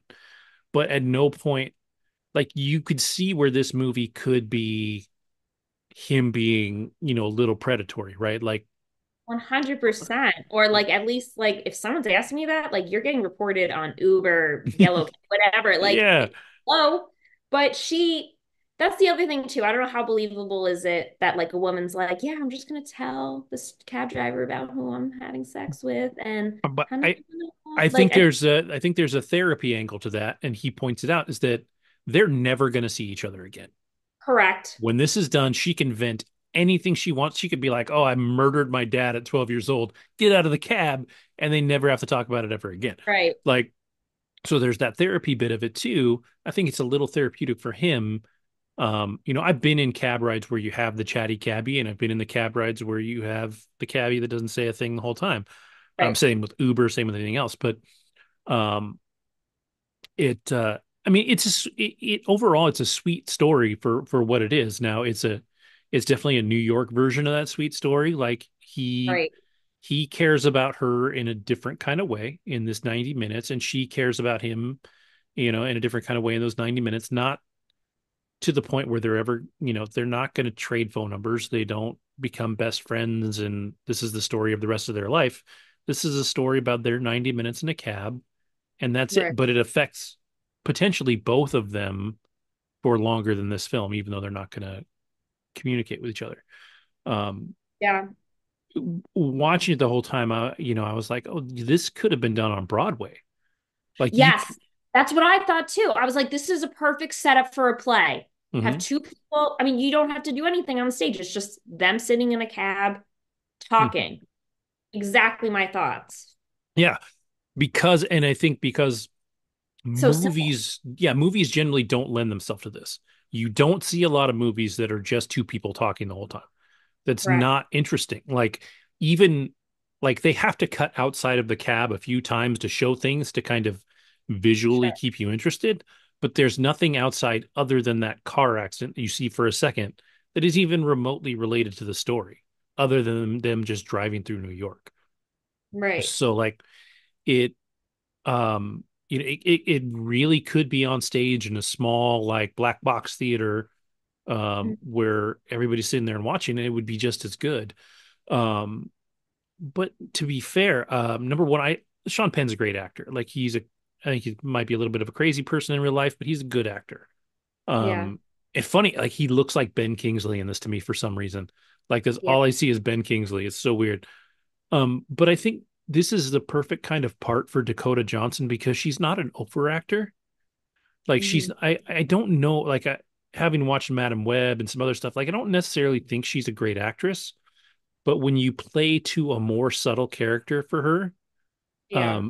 I think it works really well. She was really, really solid in this part. Um, she looks really pretty. Like this is maybe the prettiest I've ever seen Dakota Johnson look, which is kind of funny.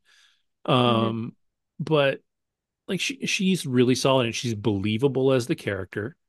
Um, and you can get everything from her character that you're supposed to get, and then that big reveal moment near the end, she plays that emotion really well too. And I think I thought it was good. I think it was good for what it was. I don't think this film is for everyone. Definitely not. Um, Andrew, I don't know that unless you were sitting down and really just kind of wanting to be fair, It's not for him. because no, because it's an interaction between two people of very specific personality types, you might like it more than I think you would. Only for that reason. Now the stories are interesting or whatever. It's a little slow. But because there's the psychology and the personality dynamics, you might dig it more than I think you would. But it's definitely not for everybody. Like I know my wife was not interested in it at all. Um, and it's weird because it's not a romantic story, right? It's not about them hooking up. There's a chemistry between them, but it's not that chemistry. Um, and it does kind of teeter between creepy old man and father figure in a few parts, Finds like her hot. Like I get that vibe. He thinks oh, she's for sure. And to be fair, like I think we've established through the story that he's telling that he is kind of that guy that, he looks at women. If they're hot, he's gonna, think they're hot. He doesn't really hold back on that. right. He's a little sketchy as a dude, and he admits it kind of outright.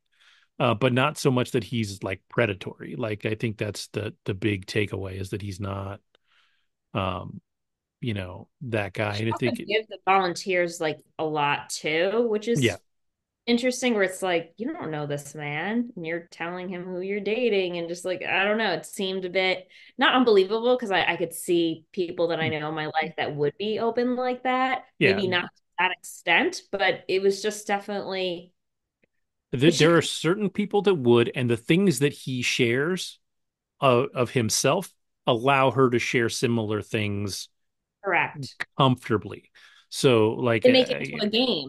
They make it into a exactly, game. exactly, and so it works. Like it's a very interesting movie.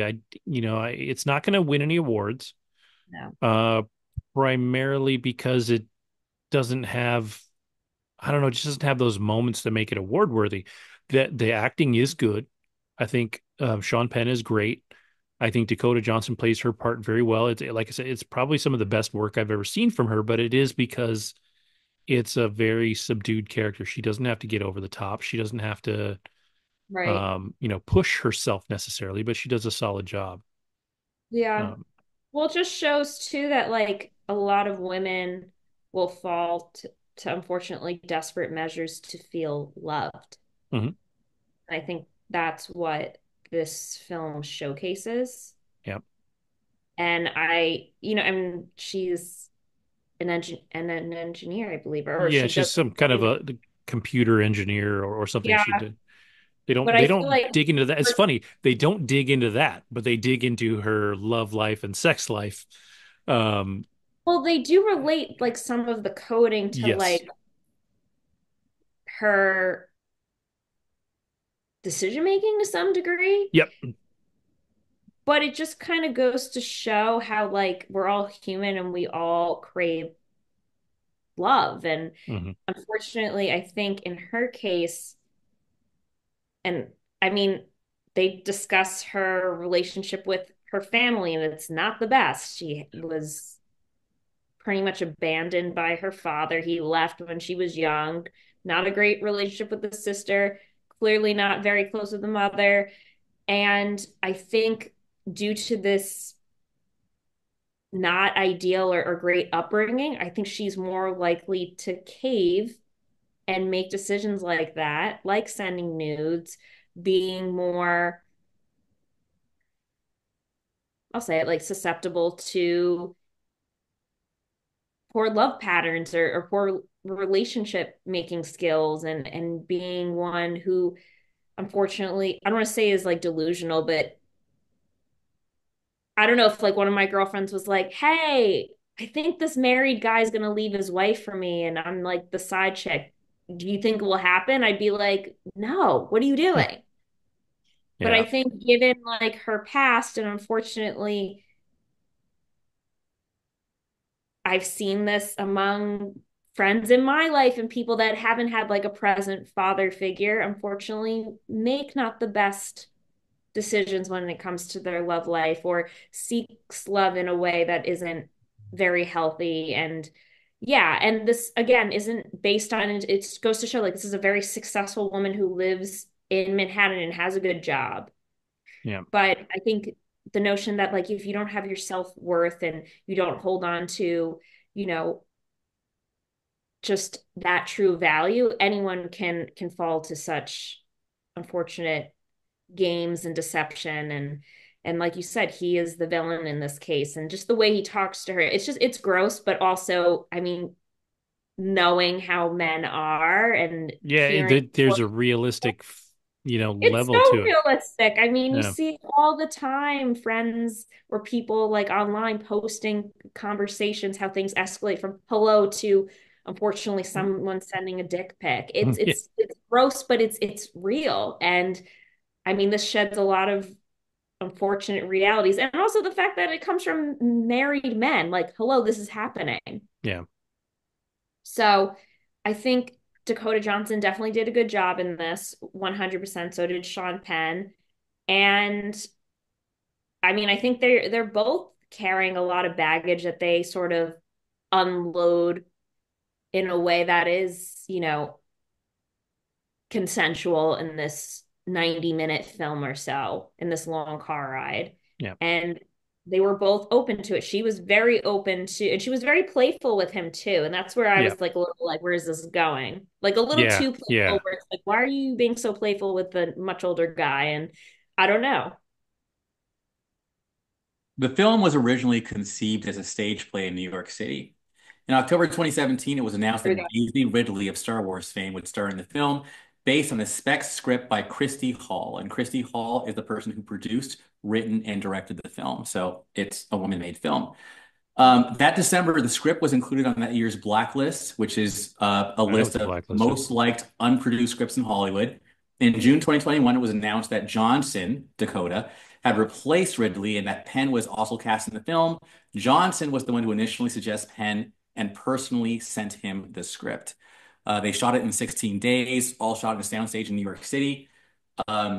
So yeah, I think you guys were definitely onto something, the sage play thing. Yeah. I will say this. I was quiet but listening because I don't know what it is, but for some reason I've had many a Lyft rider, a cab rider, whatever, where people will tell me the craziest shit.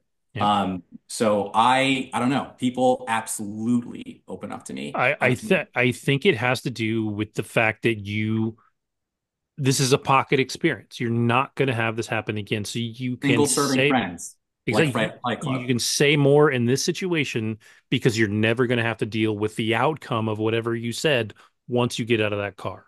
Correct. So I think that does play into this. I think And this would I have been a also, very different film with Daisy Ridley. oh yeah. And I She, also think that, you know, a lot of people, like, I think that if you're a good listener, people pick up on that. mhm. And good listeners are not common. I think most people want to hear themselves talk. But if you actually ask questions that are questions that people are not used to hearing, I think it's almost like, oh my God, this person actually gives a shit. Or, oh my God, like they'll just start opening up. It's pretty crazy. Um, People are lonely. I It think was people are lonely and unloved. it's funny you say that because I have a friend and she was talking about this guy that is turns out is a bit of a player and the reason and like I've seen this guy and I'm like this guy's not very good looking. And I was like, why is this guy, so great? And she's like, he asks questions that other people don't ask and he makes you feel like he's super interested in you. Turns out he's a dick and he's doing it to a bunch of people all at once. But he is playing that game and making you feel special by asking the questions that just like you said, like asking the Yeah. questions that other people don't answer, so or don't ask. So yeah, it's interesting like that, and I think Sean Penn. Now I want to see this. It helps that he's a New Yorker because just generally speaking, New Yorkers are a little more verbose Authentic, and verbal, real. and yeah, they don't really hold back. So hmm. Be a good segue, actually, since I think the last topic of the night is a bit of a pseudo New York type situation. It's a phone, although I think Gotham is technically Chicago Yeah. But I think it's a mixture of both because I feel like for the sure. whole water The, and the like, bridges and all that, yeah. yeah, that's Queens and Manhattan, baby, like Yeah. straight up. And the accents, they're all like, I love the Very New accents, York, man. especially in Very this last nostalgic. episode. Yes, with the kids and oh my God. Okay, so we're You know, talking about the Penguin. We didn't. oh, and Lauren, I love that you Okay. actually. So this is like the first one of the rare times when all three of us have seen something. So I Mhm. think I think we should let you lead because you started it. How many episodes did you get into it? Only one, guys, only one. But No. I know Okay. I'm excited to watch more of it. Yeah, we can't talk a lot then because No, no, it's fine. But I was gonna say I did watch the Batman. I'm very selective on my Marvel and DC. can I say something really quick before you complete that thought? I don't think the Batman is anywhere near as good as the Penguin. I'm sorry. Like I feel That's like for true. me. That's true. I I agree. started the movie and it's like, yes, it's high budget, it's glossy, but it's like it's so much slower. And I just feel Yeah. like Yeah. I want to finish it at some point, but for me, the Penguin was automatically riveting from like literally the opening scene with Alberto Falcone, right? The way he just like laughs at him and you just see him sit there like, You're gonna really? laugh at me. Pop, pop, pop. I was like, yes. It was just like, whereas like the Batman is like, it takes you 20 minutes just to get to like the first subway beatdown scene. 20 minutes. Like that's a long time just to see him for the first time. Sorry. All right, keep going. No, But you're anyway, good. I'll just say, don't let the Batman scare you off. That's all. I guess that's what I'm ultimately No, saying. it's not. No, my point is, I mean, you guys will watch this content a lot, right? And not that I'm like, just another thing, but it's not the top of my list, right? But after hearing reviews from the two of you, doing my own little research, and then hearing from people in the office and outside, reading reviews, I had a feeling this was going to be good. So I watched within the past week with a friend the first episode. And let me just say, once it finished, I was like, did we just watch 3 episodes, 4 episodes? It was only one episode. And I was like, holy shit, between, like you said, the beginning scene where Colin Farrell comes in, Alberto Falcone and him. have exchange of words. He laughs at him and he's like, "Oh, you think so?" Shoots Yeah. him, to meeting the kid, to planning this whole thing, meeting Sophia Falcone, who's a total badass in her own way. And I'm excited to see just that Oh, it's character. so You're good. in for a Right. treat. So good. But and also just like seeing a woman with that much intensity, I'm like, okay, I'm excited to see like what she has in store because you don't really see that, I feel, in like a lot of films. So I'm like, this is gonna be interesting. And she's fresh from a Sorry, I keep on interrupting. I'm excited, and that's the thing. There's a difference between forcing it in, like, oh, girls get it done, yay, versus Sophia Falcone is just organically badass, and that to me is the difference. It's not forced. It's literally just like this is someone who's been through some shit, and you're gonna see what she's been through, Yeah. and that made her who the hell she is. And she is legit. Like I'm telling you right now, I'm saying it on this podcast. I said it about oh my God, what's her name? Anyways, the one in I called the Oscar win for everywhere all at once. I called Yeah. it, and I'm saying right now that both Sophia Falcone and Penguin are going to get Emmys, if not 100%. at least nominated. They are going to get Emmys. They might even get Golden Globes. I'm telling you, they are that good. Yeah, they are. And Milioti, Christina Kristen Milioti. Milioti. Yeah. Yeah, And I think what's fascinating to me too is that she isn't the star of the show. Like the show is the Penguin, he's stealing but it. she is the star of the show. Like Yeah. she is amazing. I even think if I had to pick from the two who was going to win, it would be her, not him. Now I think he will at least be nominated and probably win because he's I said it before. That's just not Colin Farrell. I'm sorry, it's just not like Doesn't that's it's not him at all. It's almost like it's a joke The when and new person. one of the funniest things is to watch the whole show, get to the end where they do kind of the cast interviews and talk about the episode, which I highly recommend. Watch Yes. all of those; they're great. But then you see Colin Farrell in there talking, and Eating. like he's all Irish and proper, like and very Colin Farrell-y, Irish and I'm Colin like. yeah, and Yeah, I'm like, who the like Eating. that's just not even close to the dude that was just on screen, like not even that's close. true And acting. That's yeah, what it he's is. That's so why I'm good. saying he deserves it. He Oh literally, yeah, I never he's disappeared and oh created a yeah. whole person. Sick. Yeah. I Sorry, I had to just jump in there when you were talking about her. So I have a random question, and this is again for you experts, you too, since you're more into the comic book world. Purple car, what is that? Is that like a traditional statement, or is that not related? Or I don't just he likes I the don't think purple? it's necessarily related to anything. Usually, when you're talking about purple, it's usually related to, especially in DC, is related to the Joker. Um, I think it's just especially when you start to dig into his backstory, the longer they talk about him, he did kind of come from nothing, and so I think it's just him having something that's super flashy, Yep. is what it comes down to. And I think, as a matter of fact, I think they discuss it a little bit in 2 or 3 episodes from where you're at. But After also one thing that I thought was impressive, he's known this kid for what, 2, 3 days, and to pull what they pulled at the end of the first episode with making sure he's going to arrive at the right time with Alberto Falcone's body in the trunk to make sure that his name is like thrown out the window. That was pretty slick. And also, it's just like you're putting a lot of faith into someone you don't know. There's some You right in the nick amazing of stuff time. between those two Mhm. coming up in the next couple of episodes for you. Like it's just, Oh yeah. yeah. Vic and Oz have a great developing relationship.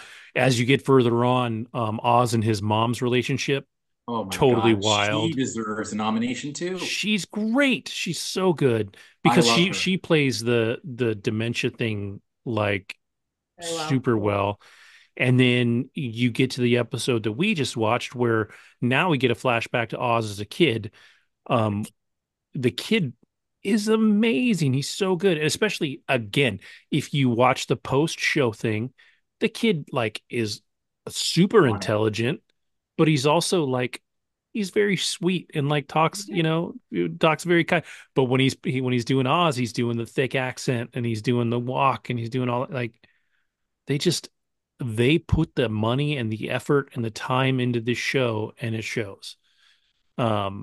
they're talking about doing some other stuff. They might do a Joker show. They might do some other Barry stuff. Keoghan, your boy from Yeah, Saltburn, yeah. is the Joker. Barry Keoghan is My he's my my boy or his boy? yours. You like Barry. Absolutely my boy. I will own that. Yeah. Ah, He's finally! but Every he's time I say something, I thought you were like, my boy. Why did you he's say he's my boy? And I'm like, yo, I'm just happy that you actually owned yeah. it.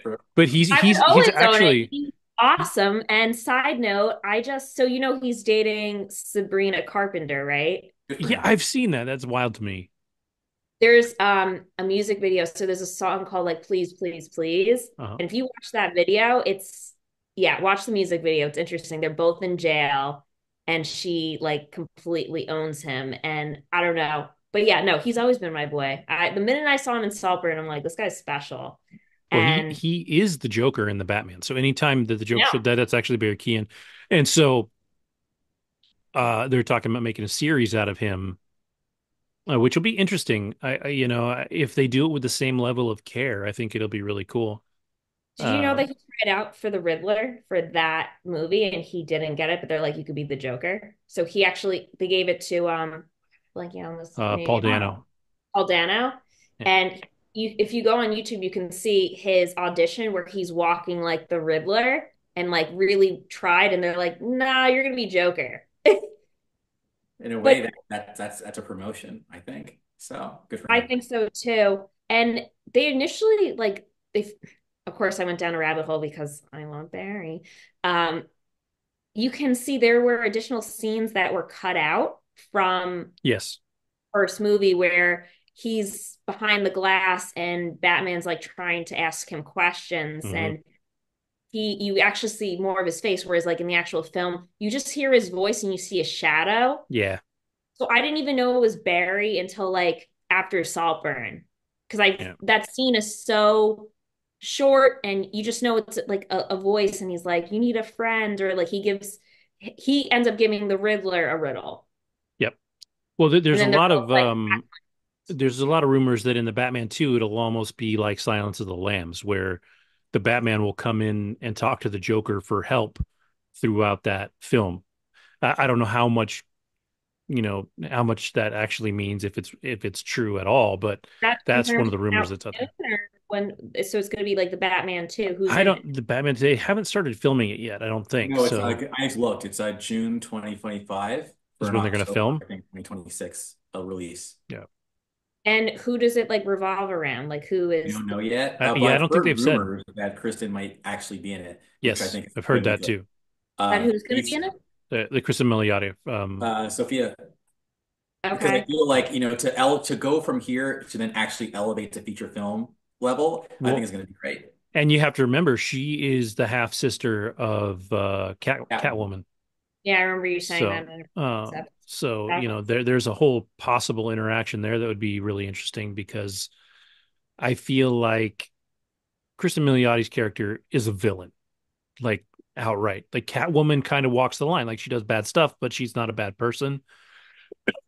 I think Kristen Milioti, she'll kill a bitch. Like she's crazy. Like she got, but it's really, there's an episode that really explains her descent into where she's at that is friggin' amazing too. So like all of these characters in this one, what is it, 9 episode season, um, they get their origin stories, they get their explanations. You find out who these people are and why they are the way they are. Even Vic, you get some of his backstory. It's just I can't explain well enough how amazingly well made the show is.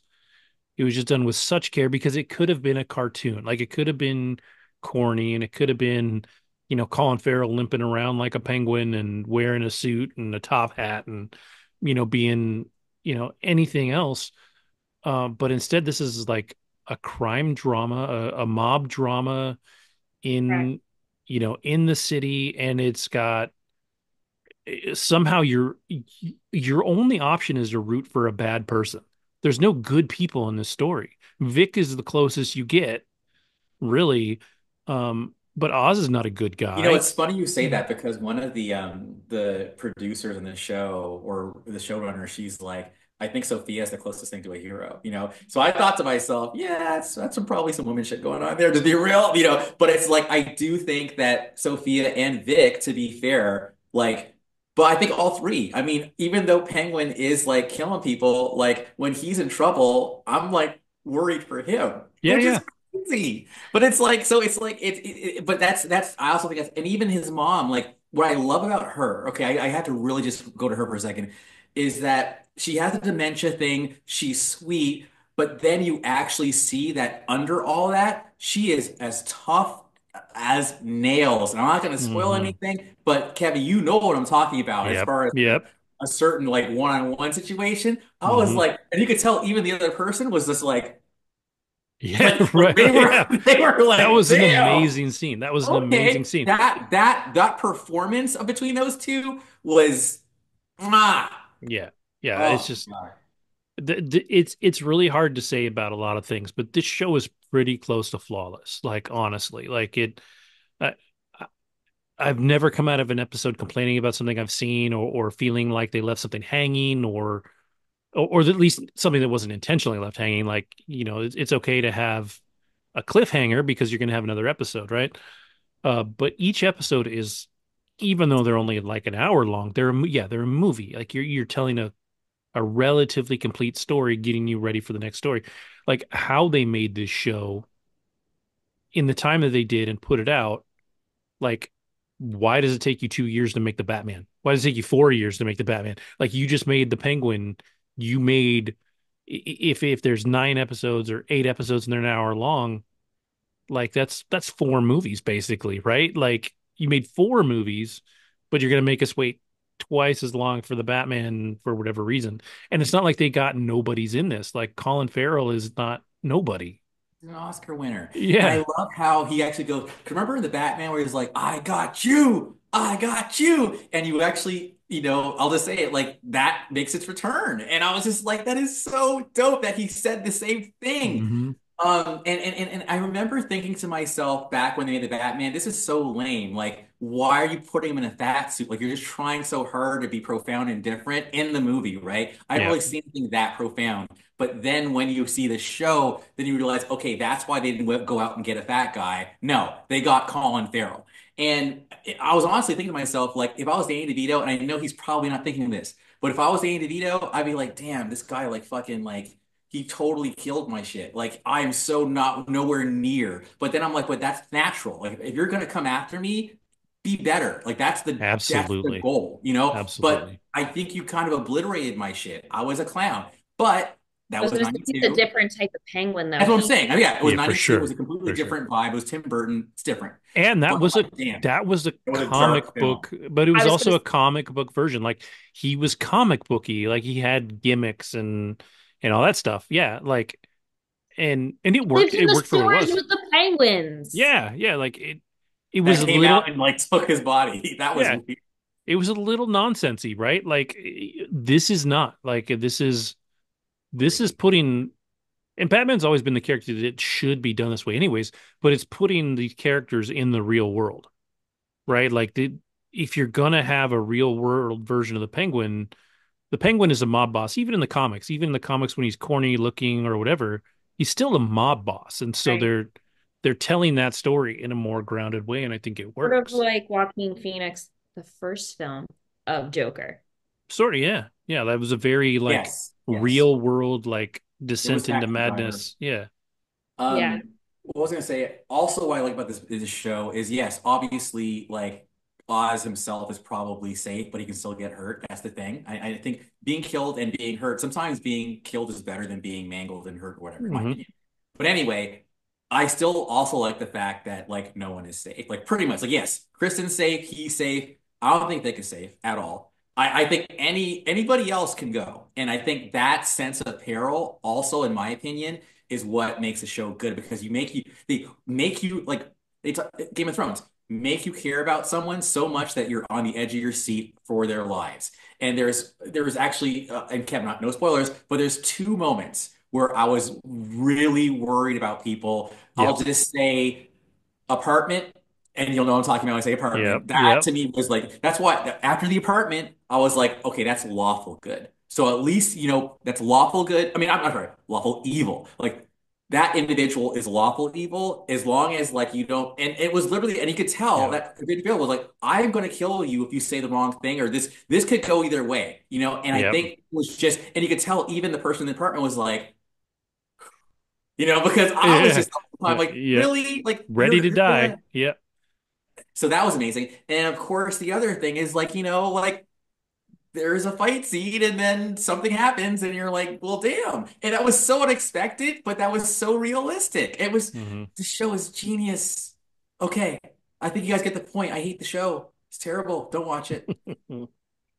Yeah. So yeah, I'm excited. The next tomorrow's episode's the finale. Like I'm almost sad that we're basically done Sad. with the I'm show. very sad Like, because every time the episodes end, I'm sad. I'm actually yeah. like, it goes, and then boom. So, like, literally, after you see what happens at the end, and someone's like, hey, and then smash, and then it's over, I'm like, damn, like, I wanted more. So, genius, genius, genius, genius, Yeah. genius, genius. Yeah. I'm super excited. I need to check out. You know what actually I might need to check out and I haven't is this actually has a partner podcast too.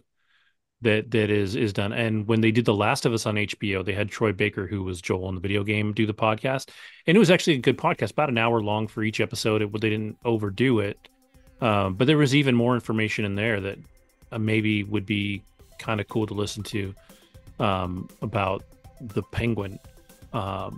But yeah, I'm genuinely disappointed that the next episode is the last one. Like I will miss this show when it's over. Honestly, no matter how it ends, even if it has a perfect ending, I'll be like, damn, it's not going to be on again after this. Like, what? It's HBO. It can be on anytime I want it to be, but we're not going to continue the story anymore, which I think is a bit of a bummer. At least not anytime soon. Um, but yeah, this is an award-worthy show for sure. If you're sleeping on the Penguin for any reason, don't get out there and watch it. So. Cool. I don't have anything else, and we've gone for a good amount of time. So, I don't know. You guys have anything else you want to throw in? Awesome. Then I will say to everybody at home, if I actually edit this episode like I did not do last week, so I will post an episode. So thank you for watching. Thank you for listening. Have a great week, and we'll see you next time.